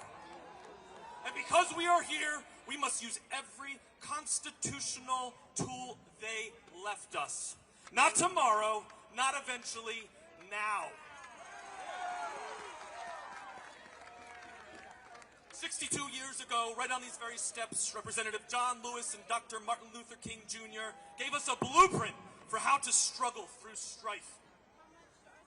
Dr. King said, and I humbly repeat his words, we must conduct our struggle on the high plane of dignity and discipline.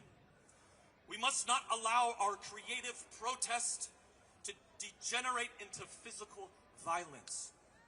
We honor them by standing here today, peaceful, disciplined, and unafraid.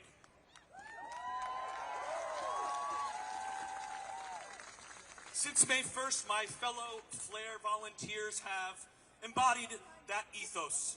We have held a continuous 24/7 First Amendment vigil outside Union Station through storms, heat, and now bitter cold. We were raided unlawfully by the regime on October 3rd. Our tents were destroyed, our signs were stolen, but we rebuilt. We rebuilt, we never left. Our bodies are protest, and now we have rebuilt. At Union Station, FLARE volunteers have spoken to thousands and collected thousands of petitions demanding that Congress impeach, convict, and remove Donald Trump. After today's march, join us at Union Station, outside Union Station at Columbus Circle, and fill out a declaration of support for impeachment. We will hand-deliver it to your representative's office on Monday, or please join us. Extend your hotel reservations. But here's the truth. Only 80 Democrats publicly support impeachment. 80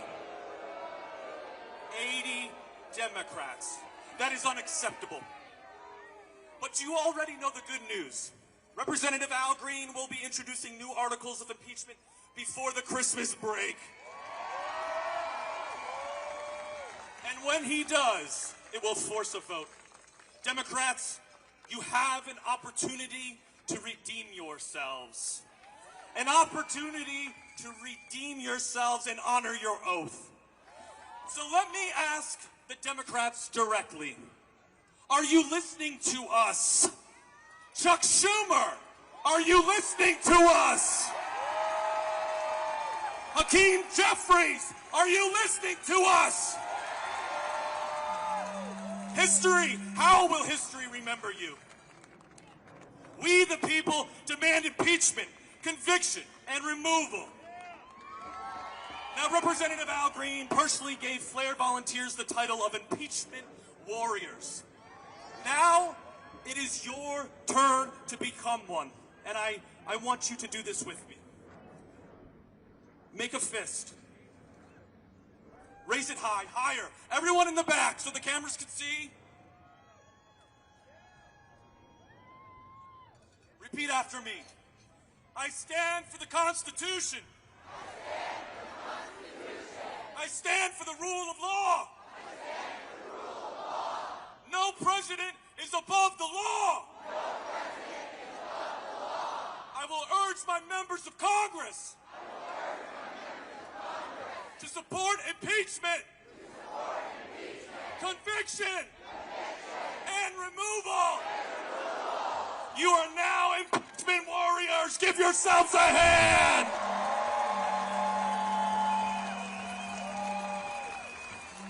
The late, great Representative John Lewis said on these very steps in 1963, and again, I humbly repeat his words.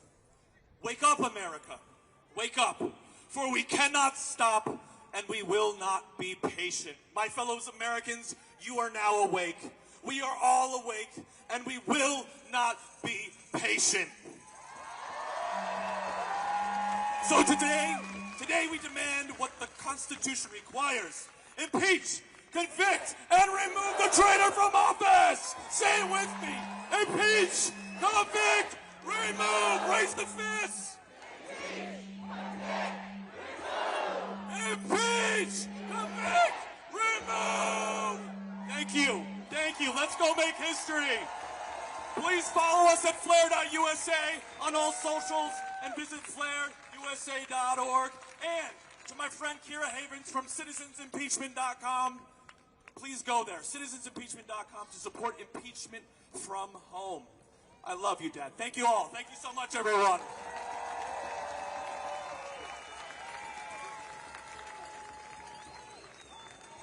All right, we're rushing through. We're going to get to the end soon. I want you to give it up for somebody who's become a close friend of mine. He is the leader of American opposition, and he's an all-around badass. Give it up for Carlos Alvarez Araño!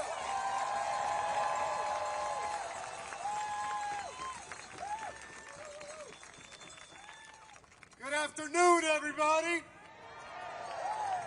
My name is Carlos Alvarez Araños, and I'm the founder of American Opposition. Thank you for joining us here at the Lincoln Memorial in the shadow of a man who once saved the soul of our nation. And thank you for trusting us to guide this movement towards the outcome we all demand, the redemption of our republic.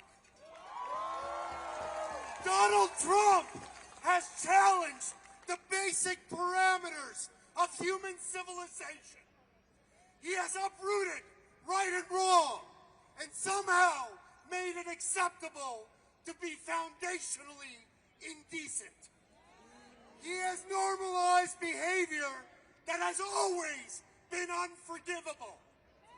Fraud, theft, rape, carried out without remorse, without shame, and without the faintest flicker of morality or conscience. Worse than his crimes is the terrible truth that too many Americans have accepted them. That millions have allowed themselves to be dragged down to his level and rewarded his depravity with their votes. That is the burden we carry. That is the wound we confront. That is the truth we must face if we are to save our nation. None of us are immune to the impacts of ignorance and apathy. If we continue to allow those things to govern us, we will all end up paying a very steep price. Our children will suffer. Evil will advance throughout the world, and millions will die. History will not be kind to us. It will say that the American people failed to take their nation seriously and found a way to choose insanity. That Donald Trump bent us to his will and made us forget who we are. We must reflect on how far we've allowed ourselves to fall, to ensure we never forget how it feels to live with this fear, to finally learn the lessons that we somehow failed to learn from World War II. And once we have accepted our share of that responsibility, we must turn the page and choose reconciliation over resentment, courage over comfort, and truth over lies.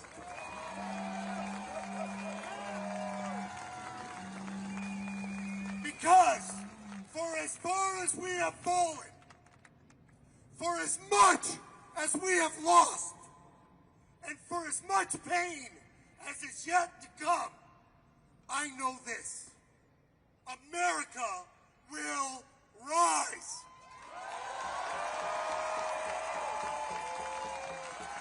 Donald Trump has thrown everything he has at us. He has insulted us, divided us, threatened us, and targeted us. And yet he hasn't even come close to breaking our spirit. He has revealed the worst in America, but in the process, he has also awakened the best. We are the American people, and our character remains unchanged. We stand for dignity, we stand for equality, and we stand for justice. America isn't good because it's great. It's great because it's good. Our goodness is our legacy. If we reclaim it and rise to meet this moment, there is no alternate ending. America will rise. And while too many of our fellow citizens have disappointed us and chosen evil, we vastly outnumber them, and we still live in a democracy. For as long as we choose courage over fear, America will rise. For as long as we refuse to be divided, America will rise. And for as long as we remember that democracy is not a gift, but a responsibility, America will rise. The day is coming, and it is coming soon, when we will say that the American people stood up and removed a tyrant. On that day, our nation will breathe again. On that day, our people will dream again. On that day, freedom will ring again. And on that day, America will rise. Thank you very much.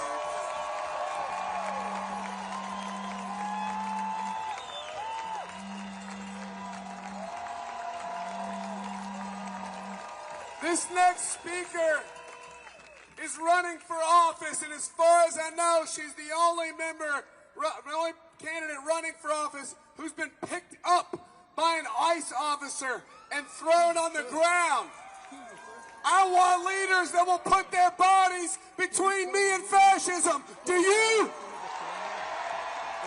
Give it up for the incredible Kat Abu-Ghazaleh! Yeah.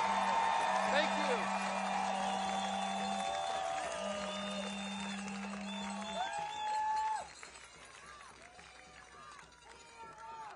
I am so honored to be here with all of you today. And we are all here because we, the American people, deserve better than what our leaders have failed to deliver. In case anyone forgot, our government is supposed to work for us. Not corporations, not billionaires, and not the deranged racist predator who plans to live to his dying day in the White House. We are here to remove him and his regime, but that is not the only reason we are here. We got to this moment because of inaction from leaders who swore to protect us, who swore to fight for us. We trusted them and they broke that trust. So now it's time for the people we elected to put up or shut up. What do we want? Impeach? That's right. We are sick of excuses. We are sick of compromise with fascists. We are sick of leaders who think they deserve our vote. It is time for them to realize the old playbook is gone. Republican leadership right now is filled with power-hungry racists who want a white nationalist dystopia. And look, that's scary. I get it if some of our elected officials are scared of that. But if you, a congressperson in the United States of America, one of the most powerful people in the world, are too afraid to stand up for us, step out of the way for someone else who will. And we've got plenty of them. Not just in removing this despot, but building something better than our unlivable status quo. My community, like yours, has been through hell because of this administration. Masked secret police raid homes, workplaces, and schools across Chicago, Evanston, Skokie, and the rest of Illinois. Our food banks are overwhelmed with people who cannot afford to eat, with refugees who know their last lifeline is going to be cut in 2 weeks. Even in Illinois, trans kids are worried about losing their health care. Veterans can't go to the doctor. And the president likens my city to a training ground for our troops. Less than a month ago, I was federally indicted for exercising my First Amendment rights by protesting Trump's masked secret police. Mine is just one of many blatantly political prosecutions, which have also targeted some of our speakers today. We're all different people, but we have one thing in common, and that is that the administration sees us as a threat. Not just us, all of us. That's why they want to invoke the Insurrection Act. That is why they try to trample on our rights. And that is why they want to scare you into silence. But is that working? No! I said, is that working? No! We deserve better than this. We deserve equal rights. We deserve universal health care.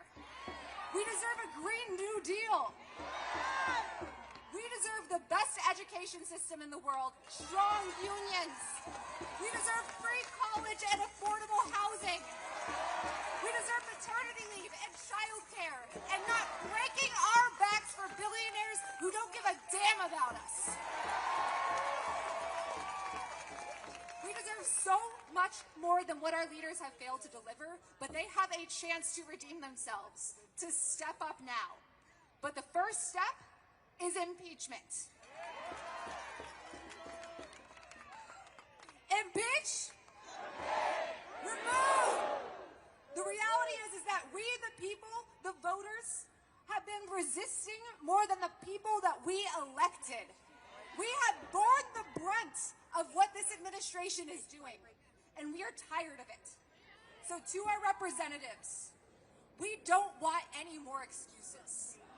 We don't want to hear that impeachment is unpopular, because it's not. And guess what? You're a leader. You better lead. We don't want to hear that you're worried about your re-election. Our lives are more important than your campaign. And you don't deserve our votes. You earn it. And I guarantee that if you came to cowardice, someone else will step up to take your place. And we do not want to hear that there is no cause to impeach this tyrant. Donald Trump has strangled our economy with tariffs without congressional approval. He has deployed our forces against the American people. He violates international law, targeting civilians and cozying up to dictators. So answer to the people. Turn away from decades of political failure. Impeach this president, and we can make history by building a better future. I want to leave you with a truth that our leaders seem unwilling to face. Good things are possible. And no matter what anyone on TV or on the Hill tells you, we don't have to settle. Thank you.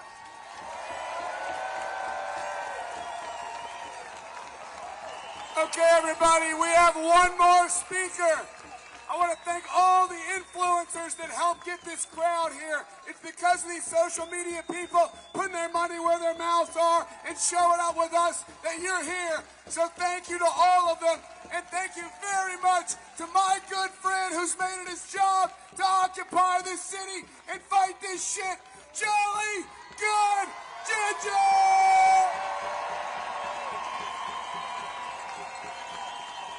Hey, Park Police, don't cut the mic, because I got a bullhorn if they do. You're not going to silence us. I don't get silenced. Listen, we are at an extraordinary crossroads in American history. Not every generation faces the dilemma that we currently face. And there will come a day when we are asked, when you're asked, when we're all asked, where were you when the Constitution was being destroyed? Where were you when Congress was being usurped? Where were you when the Supreme Court was being hijacked? Where were you when a wannabe tyrant was ruling by executive order? Where were you when the president was turning the military against the American people? Where were you when the president was weaponizing the Justice Department? Where were you when the president was calling for sitting members of Congress to be hanged? Where were you when the Gestapo, state-sponsored terrorists they call ICE, snatching parents out of school pickup lines, workers out of workplaces, people out of courthouses, and attempting to do these things to make them legal. Where were you? And when I'm asked that question, I won't be afraid, because I'll say I was here today. When I'm asked that question, I won't be afraid, because I'll say I fought. General George S. Patton once asked the troops of Third Army, do you want to tell your grandchildren that during the Great War you were shoveling shit in Louisiana? I don't want to tell my grandchildren I was shoveling shit in Virginia while the shit was being shoveled in the White House. When my grandchildren ask me who I voted for in 2024, I got a clear conscience. Listen. I don't care who you voted for. I don't care how we got here. We're here now. Take your fucking red hats on and put your fucking good common sense on. I will not stand by silently. I did not watch this happen from my house. I did not surround myself in my privilege while my immigrant neighbors were snatched, while my trans neighbors were attacked, while my black and brown neighbors were attacked and being erased from history. I did not sit silently, and you should not either. I stood up and I screamed. And every single one of you here did the same thing. That's why you're here. You got in your car, you got in a plane, you got in a train, and you got your ass here. Because you too know that we cannot sit by silently. You too know that we're here to fight. You came to join us in the call for impeachment, conviction, and removal. So let me finish with this. The impeachment and removal of this wannabe tyrant, Diaper Dunn, will only be the beginning. But it will happen because of us. It will happen because of you. But we cannot stop there. We must drive out the bigotry and hate that put that motherfucker in the White House in the first place. Returning America to the status quo is unacceptable. After we win this fight against fascism, I'm going to say it again, after we win this fight against fascism,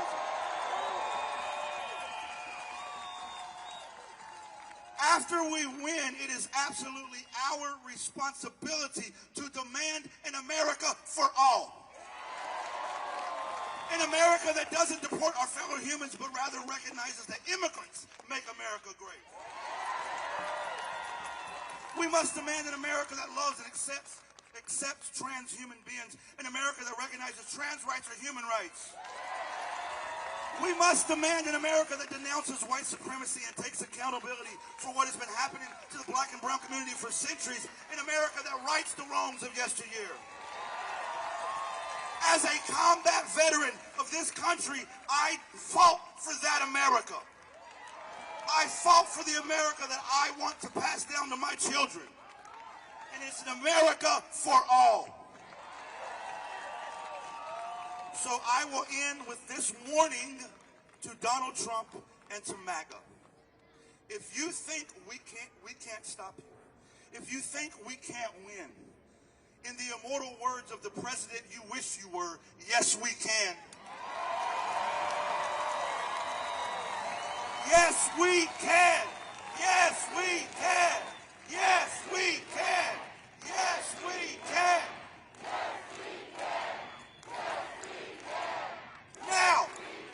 Now, who's ready to fucking march on Washington?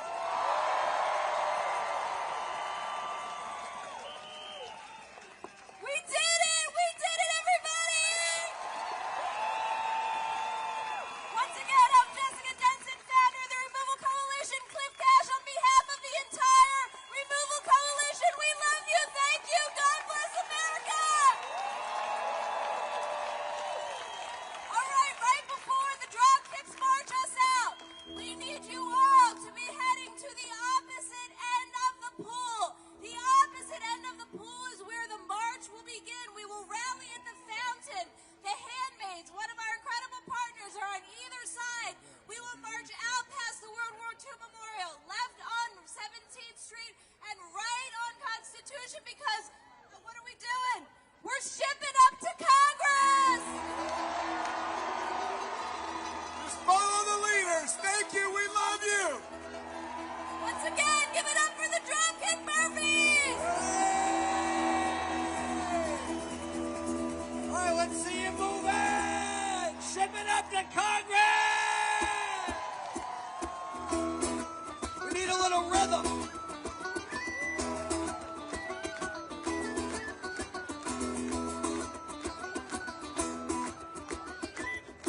never suggested people leave our show before. So let's go!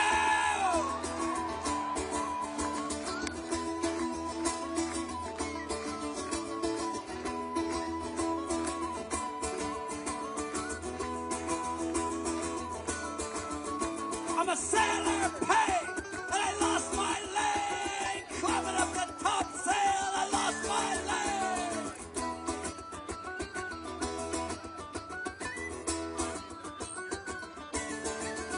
Let's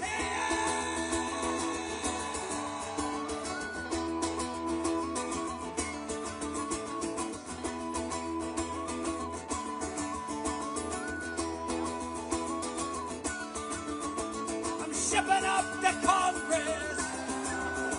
I'm shipping up to Congress. I'm shipping up to Congress. I'm shipping off to find my wooden leg.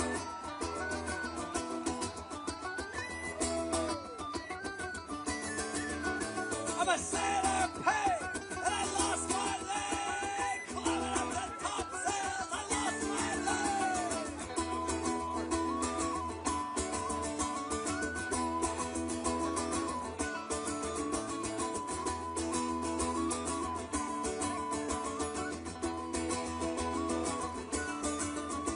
I'm shipping up to Congress.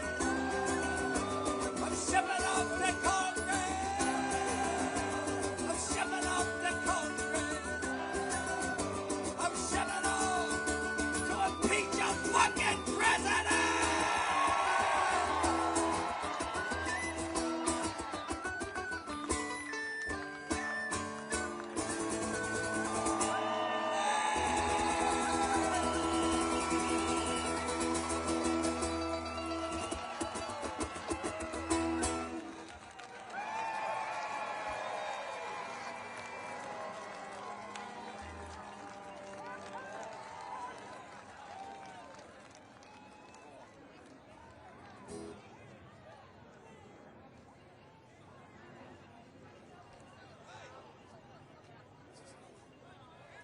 I love the United States. I love my country. But I love all of you for coming here with us today. And I want you to take this energy home with you. And I want you to tell them to bring it back the next time we do this. And in between, you need to do this at your state capital. You need to go to your county seat. You need to do this over and over again until they get this message. Impeach, convict, remove. Impeach, convict, remove. I love you more than I love my country. Oh, really? I'm gonna tear down. They're gonna get away from me if I don't go. So I gotta pick. Do I stay here and keep this or do I leave? I need some strong volunteers. And if they get away from me, I'll never take it. I can use about 30 people. Anyone wants to help? Says that impeach, convict, remove sign. Make child rape wrong again. Arrest the big, a first-class loser. So, Time to just Schumer out. have a good one. Good luck to you. I'll see you at the next one. Bye.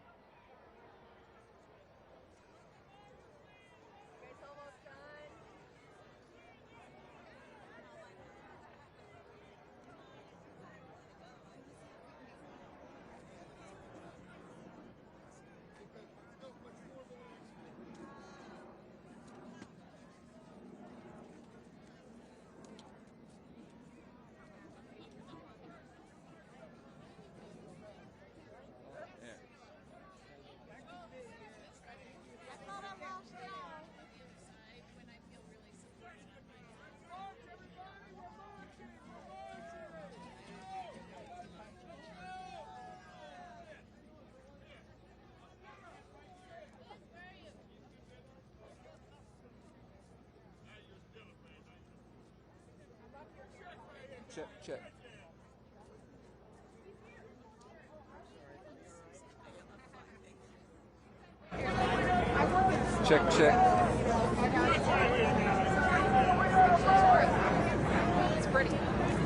pedophiles are going to remove themselves. Shirts right here, guys. Shirts here. Impeach, convict, remove. Impeach, convict, remove.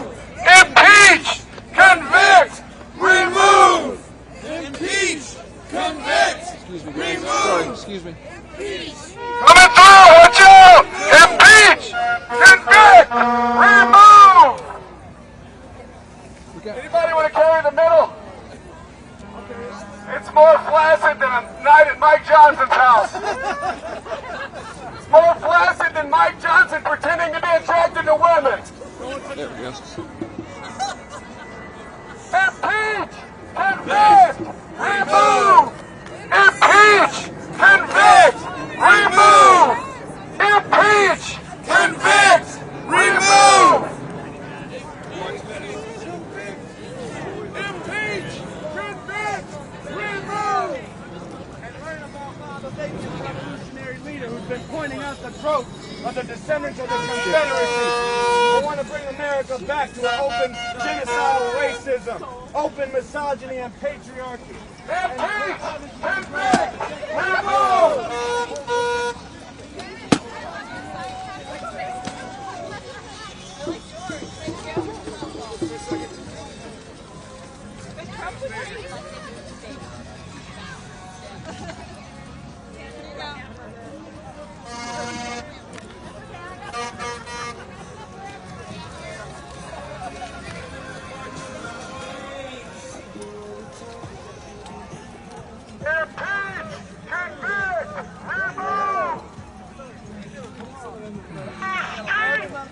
Everybody marching.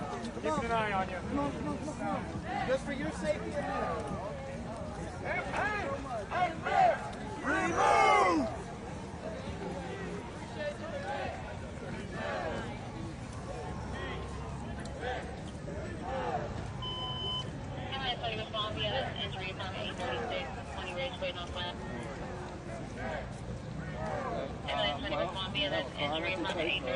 I don't have a car, but I can give you a website.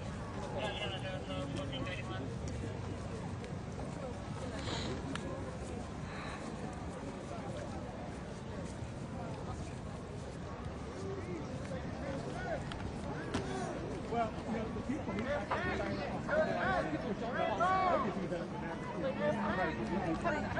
Some people still sign everything, but it's always been positive.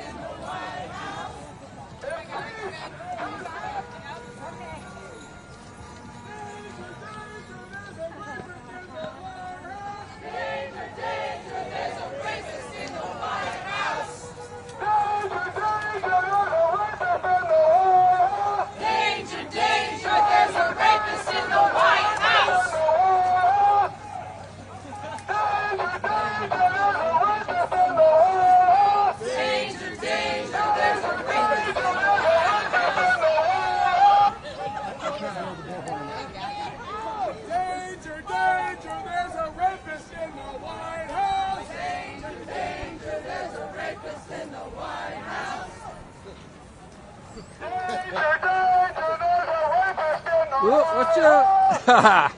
That's close.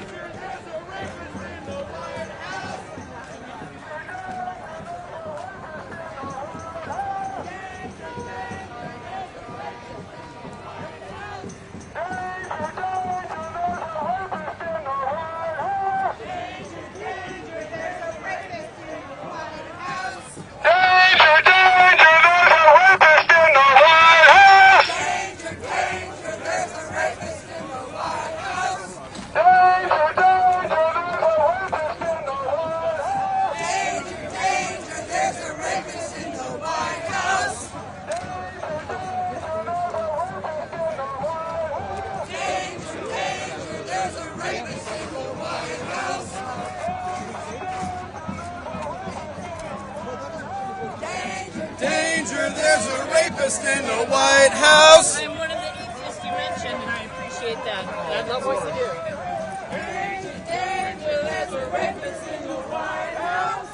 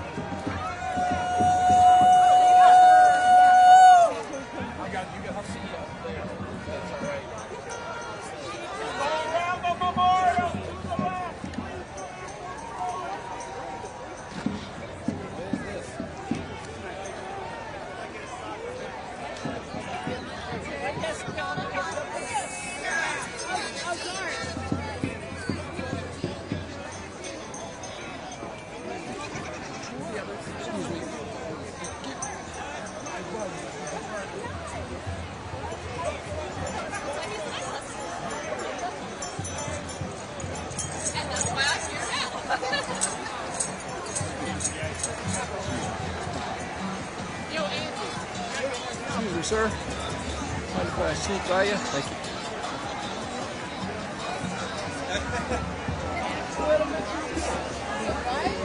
Excuse me. Sorry. Excuse me. Thank you. I haven't seen anything. We did too. We got married October 10th, so it was 10/10/20. Sorry. Excuse me. Sorry, baby. Excuse me, guys. Excuse me. Everybody let it through. Excuse me. Thank you. Thank you.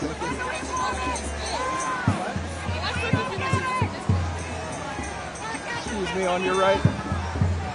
Thank you. Thank you so much. That's okay. Thank you.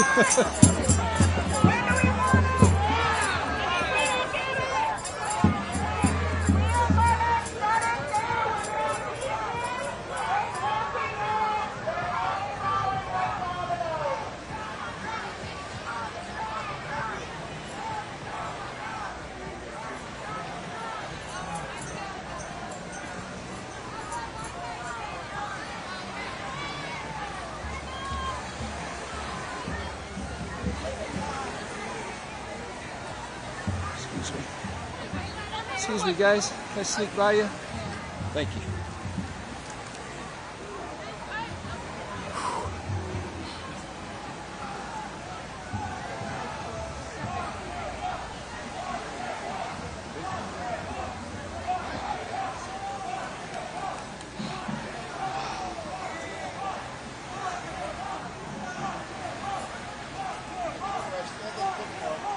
How many days do you end up pregnant?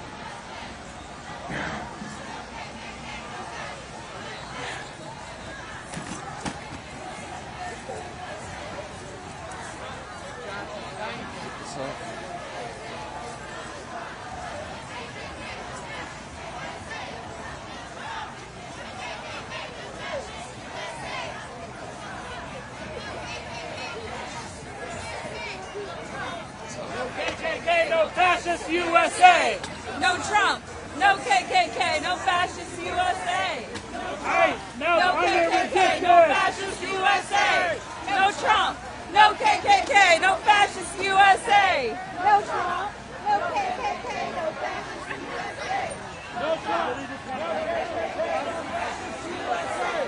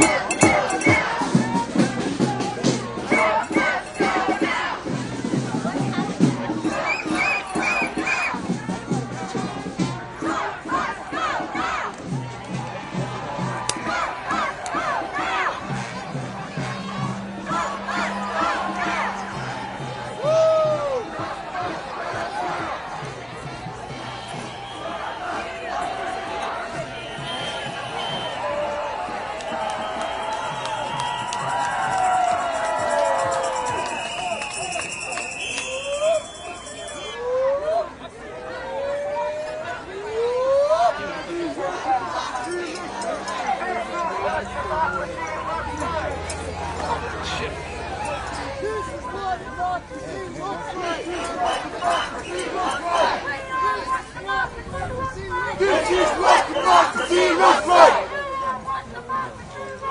This is what democracy looks like! This is what democracy looks like! I am what democracy looks like! I am what democracy looks like! To the right! To the right! To the right! This is what democracy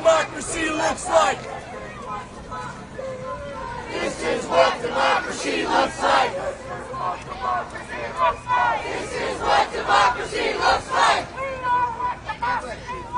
We are what democracy looks like. We are what democracy looks like. We are what democracy looks like. We are what democracy looks like. We are what democracy looks like. We are what democracy looks like. We are what democracy looks like.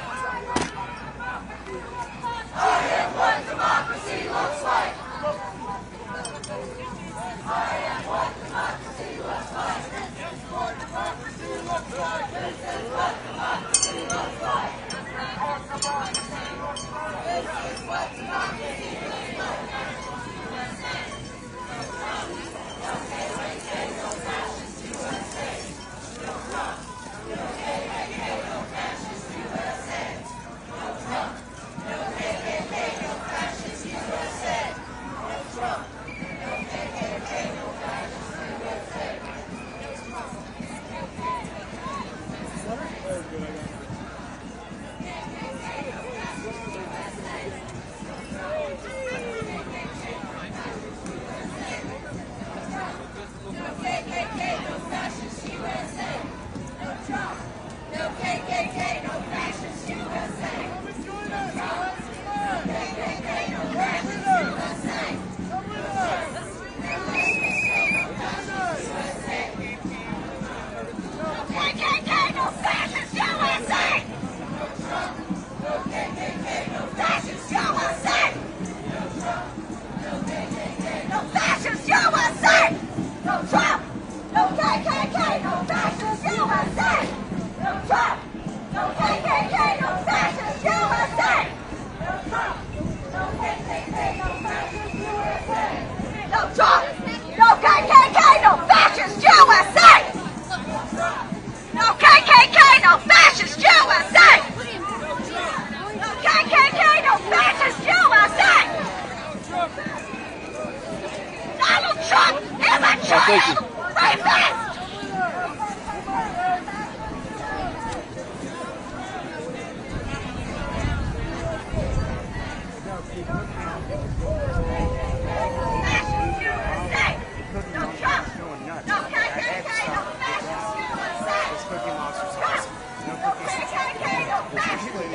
child rapist. No Trump. No KKK, no fascist USA. No KKK, no fascist USA.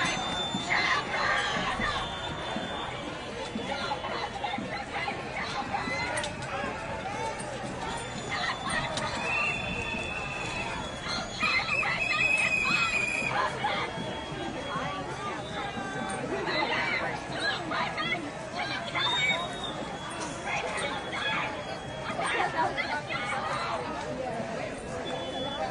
fascist USA. Donald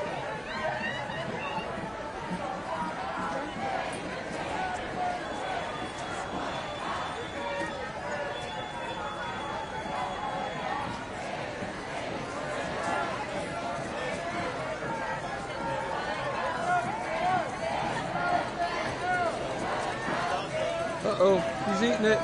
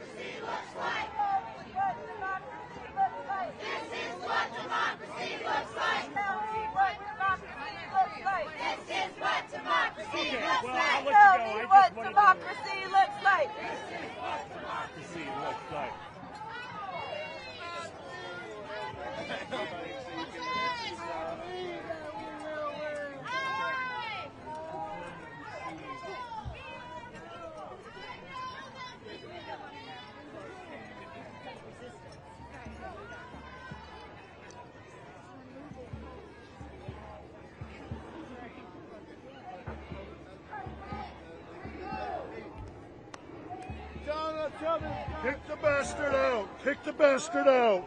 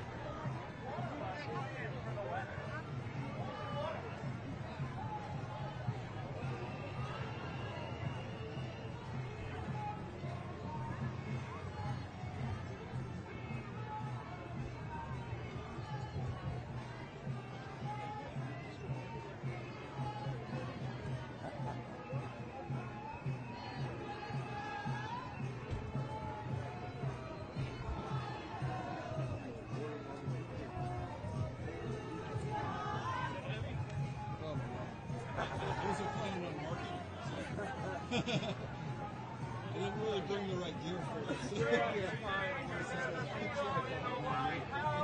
I would have been more prepared 20 years ago.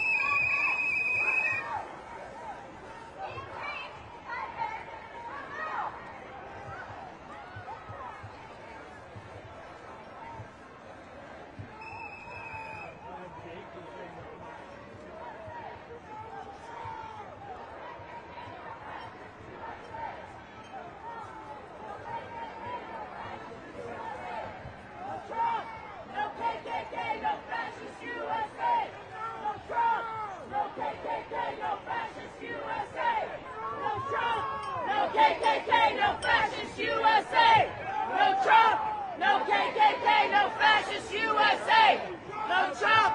No KKK, no fascist USA! No Trump! No KKK, no fascist USA! No Trump! No KKK, no fascist USA! No KKK, no fascist USA!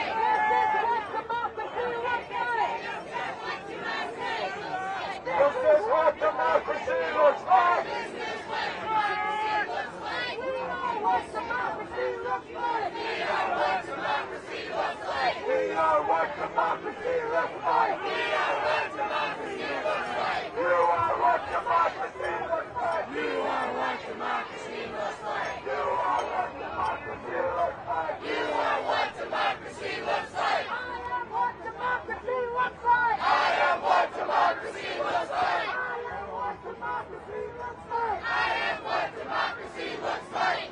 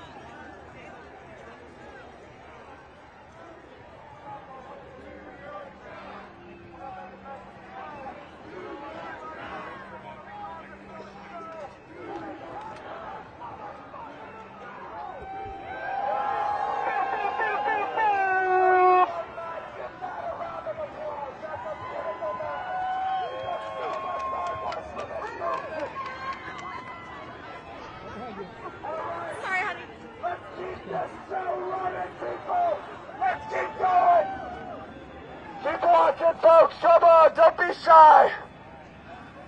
Danger, danger, there's a fascist in the White House. Danger, danger, there's a fascist in the White House. Danger, danger, there's a fascist in the White House. Danger, danger, there's a fascist in the White House. Danger, danger, there's a racist in the White House. Danger, danger, there's a racist in the White House. Danger, danger, there's a racist in the White House. Danger, danger, there's a racist in the White House. Okay, I'll get shut up now. Okay. No. Again, slow it down just a little bit. No baby steps. No ground. No kings. Immigrants are human beings. No kings. Immigrants are human beings. No grounds. No kings. Immigrants are human beings. No grounds. No kings. Immigrants are human beings. No grounds. No kings. Immigrants are human beings. No grounds. No kings. Immigrants are human beings. No grounds. No kings. Immigrants are human beings. No grounds. No kings. Immigrants are human beings. No grounds. No kings. Immigrants are human beings. No grounds. No kings. Immigrants are human beings. No grounds. No kings. Immigrants are human beings. No grounds. No kings. Immigrants are human beings. No grounds. No kings. Immigrants are human beings. No grounds. No kings. Immigrants are human beings. No kings. Immigrants are human beings. Immigrants are human beings. No grounds. No kings. Immigrants are human beings. No grounds. No kings.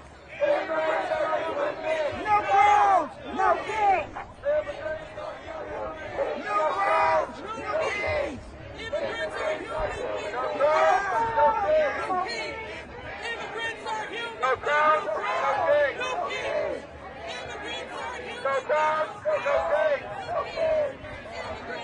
human beings.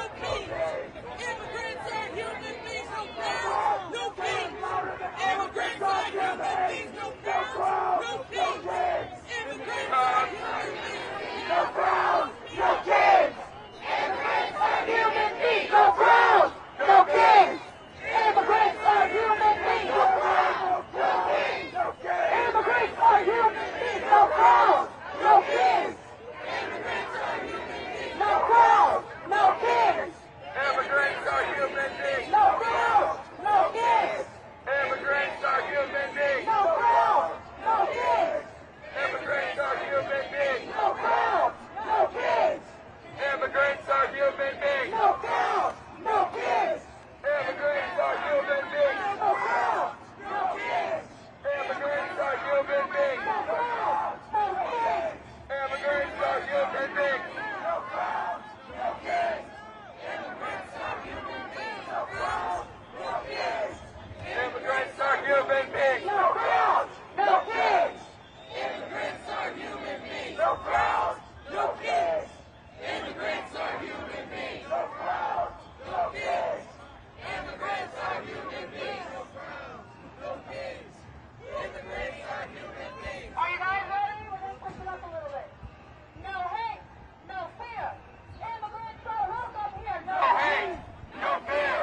Immigrants are welcome here. No hate. No fear. Immigrants are welcome here. No hate. No fear. Immigrants are welcome here. No hate. No fear. Immigrants are welcome here. No hate. No fear. Immigrants are welcome here. No hate. No fear. Immigrants are welcome here. No hate. No fear. Immigrants are welcome here. No hate. No fear. Immigrants are welcome here. No hate. No fear. Immigrants are welcome here. No hate. No fear.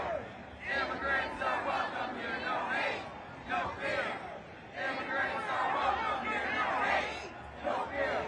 Immigrants are welcome here. No hate. No fear. Immigrants are welcome here. No hate. No fear. Immigrants are welcome here. No hate. No fear. Immigrants are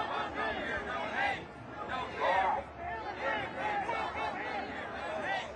No fear. Immigrants are welcome here. Hey, Lex.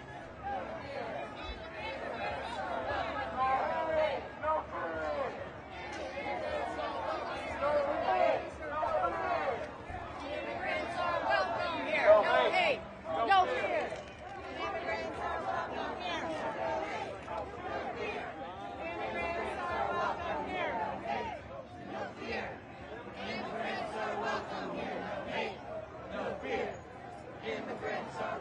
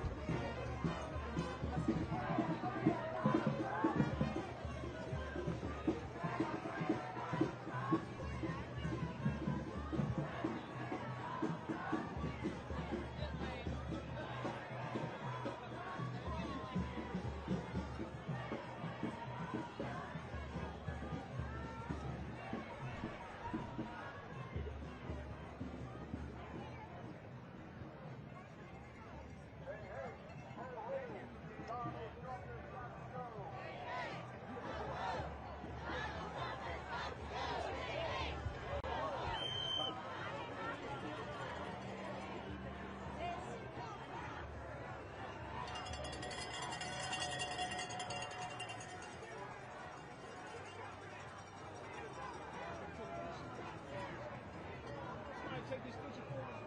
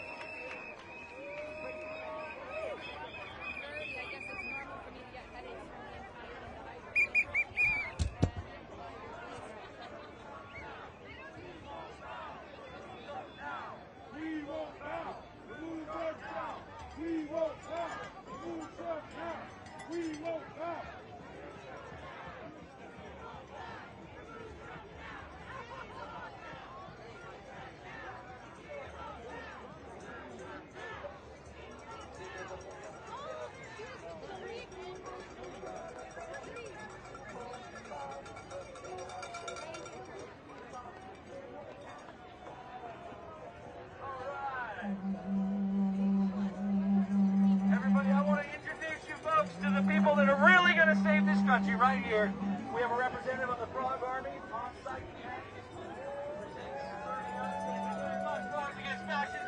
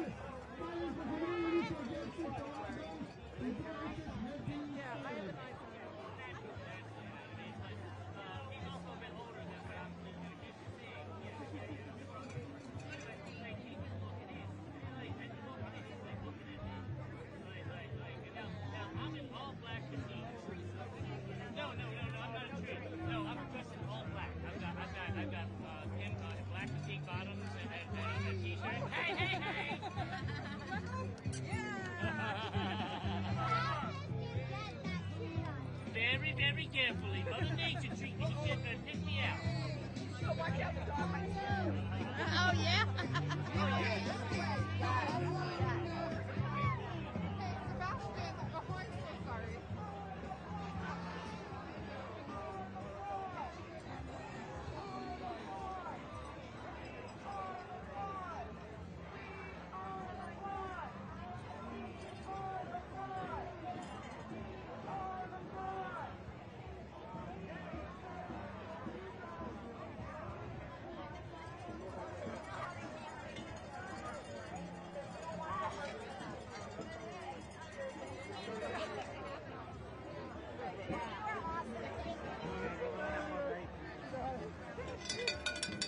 We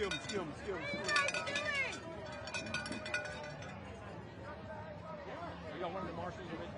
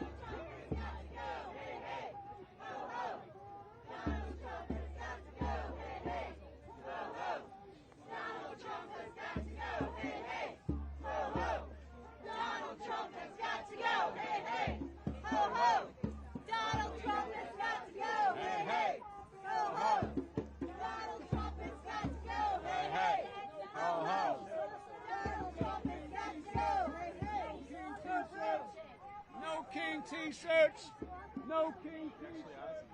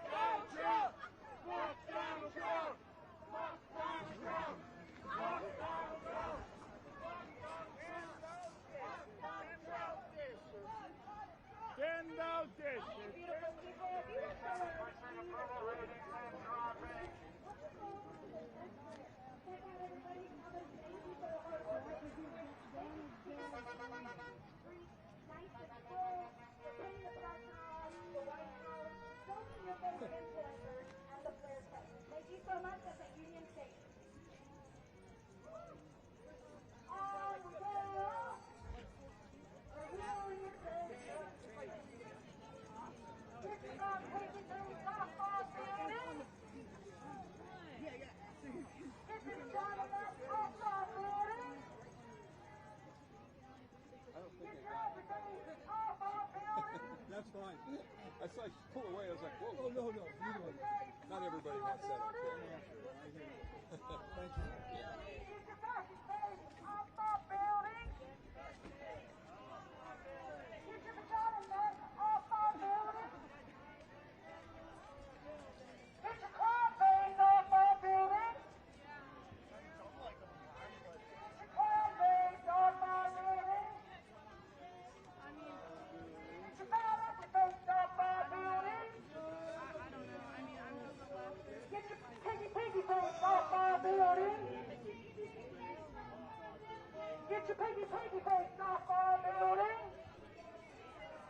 bubble blowing face off. Get your bubble blowing face off, boy. Get your bubble blowing face off. Get your bubble blowing. What?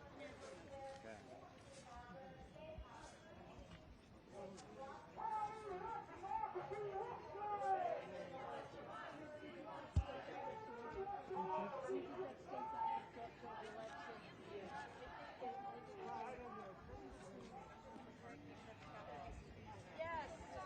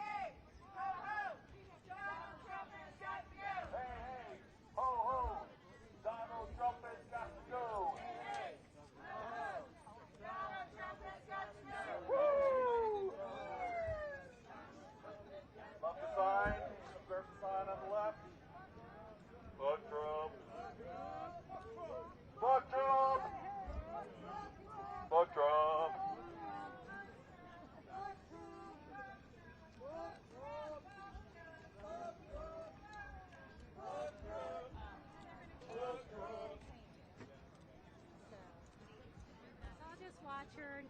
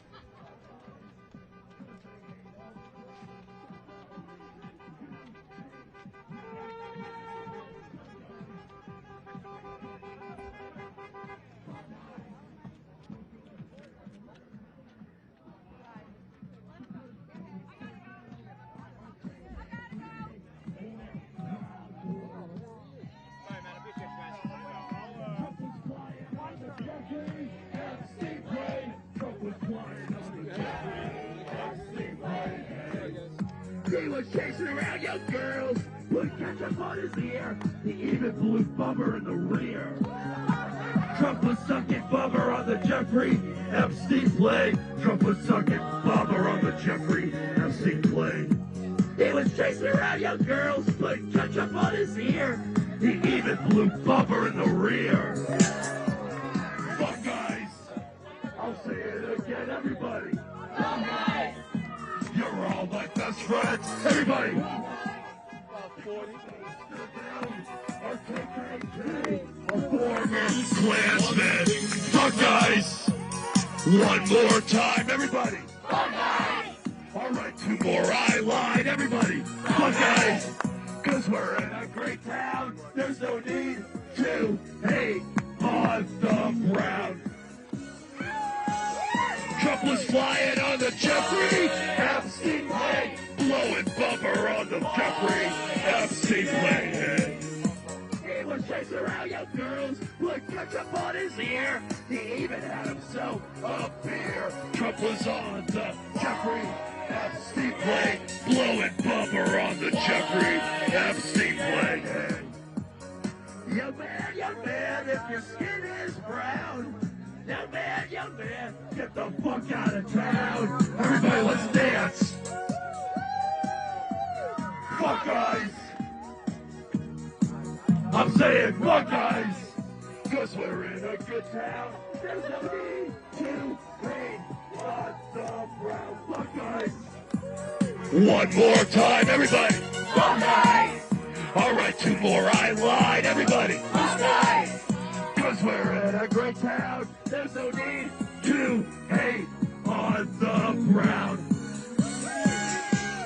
Trump was flying on the Jeffrey Epstein plane, blowing Bubber on the Jeffrey Epstein plane. He was chasing around young girls, put ketchup on his ear.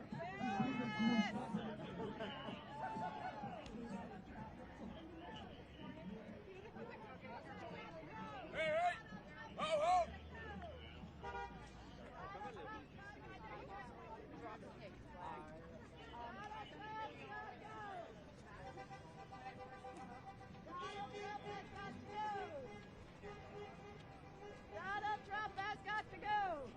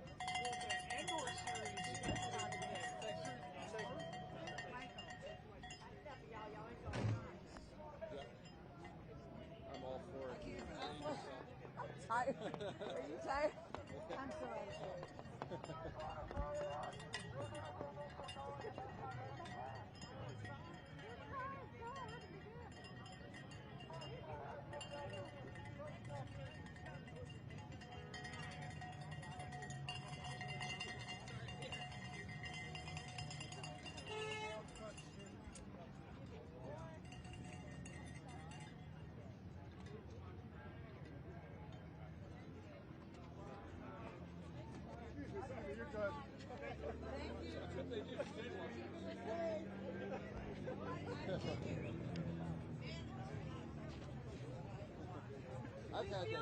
We have it, but I can't wear it. I don't know how they do it.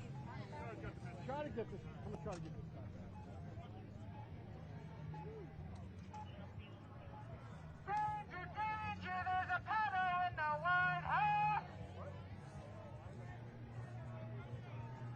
Danger, danger, there's a fascist in the White House. Danger, danger, there's a Nazi in the White House. If anyone here does not know who the professional rep is and has questions on how to find out who they are, please come to me. There's a rapist in the White House. Well, there's a food court. Danger, danger, there's a puddle in the White House. Danger, danger, there's a fascist in the White House. Danger, danger, there's a rapist in our White House.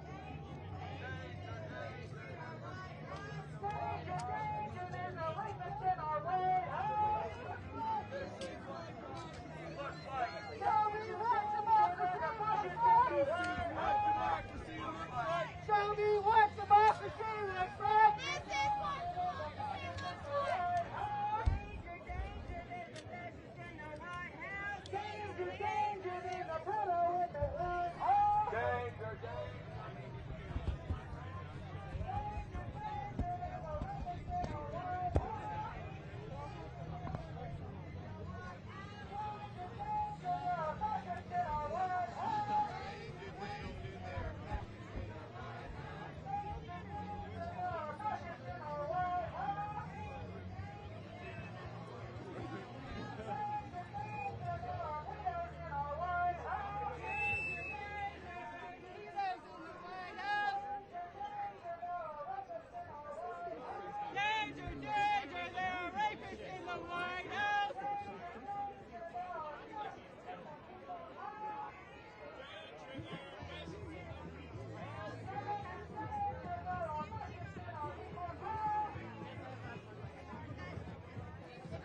Questions on how to find out who your professional rep is. I am the person to answer those.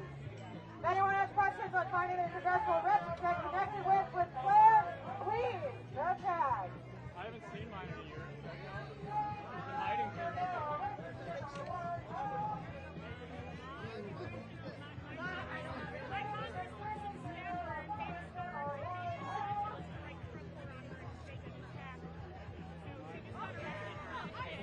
That's your weapon? Yeah, Mr. Jeff Martinez. Making them nip. Where's the dispensary?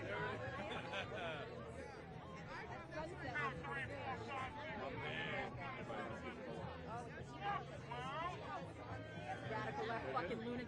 Hell yeah. The Grateful Dead parking lot. There he is. Look at you. Are you going to see it? What? You want me to? Yes. What do you got on for underwear? I loved the song that one day, man. That was great. Oh, thank you. Did you ever get that song back? Nope. It is evidence. It's covered with rubber bands. Yeah, no, you don't have to go. How are you? Sure, absolutely. No, it's nothing.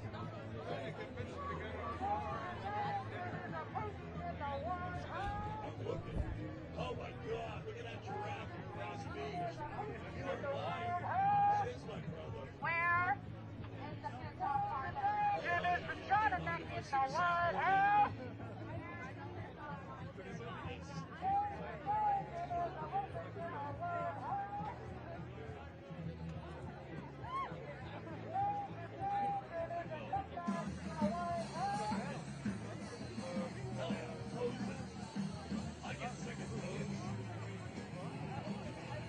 If anyone does not know their congressional rep and has questions on how to find them and get connected, please let me know. I can help.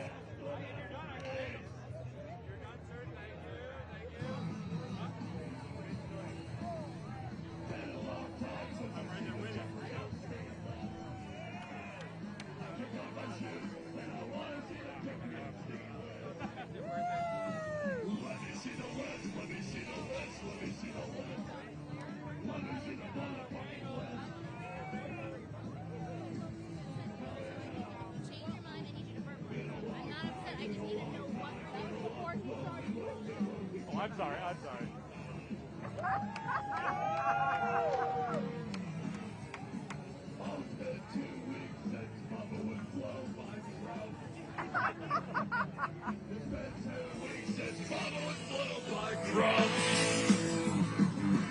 Bomber blow by Trump, bomber blow by Trump, bomber blow by Trump, bomber blow by Trump.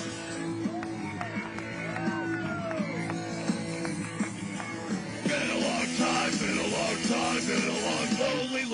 lonely, Jeffrey Epstein time.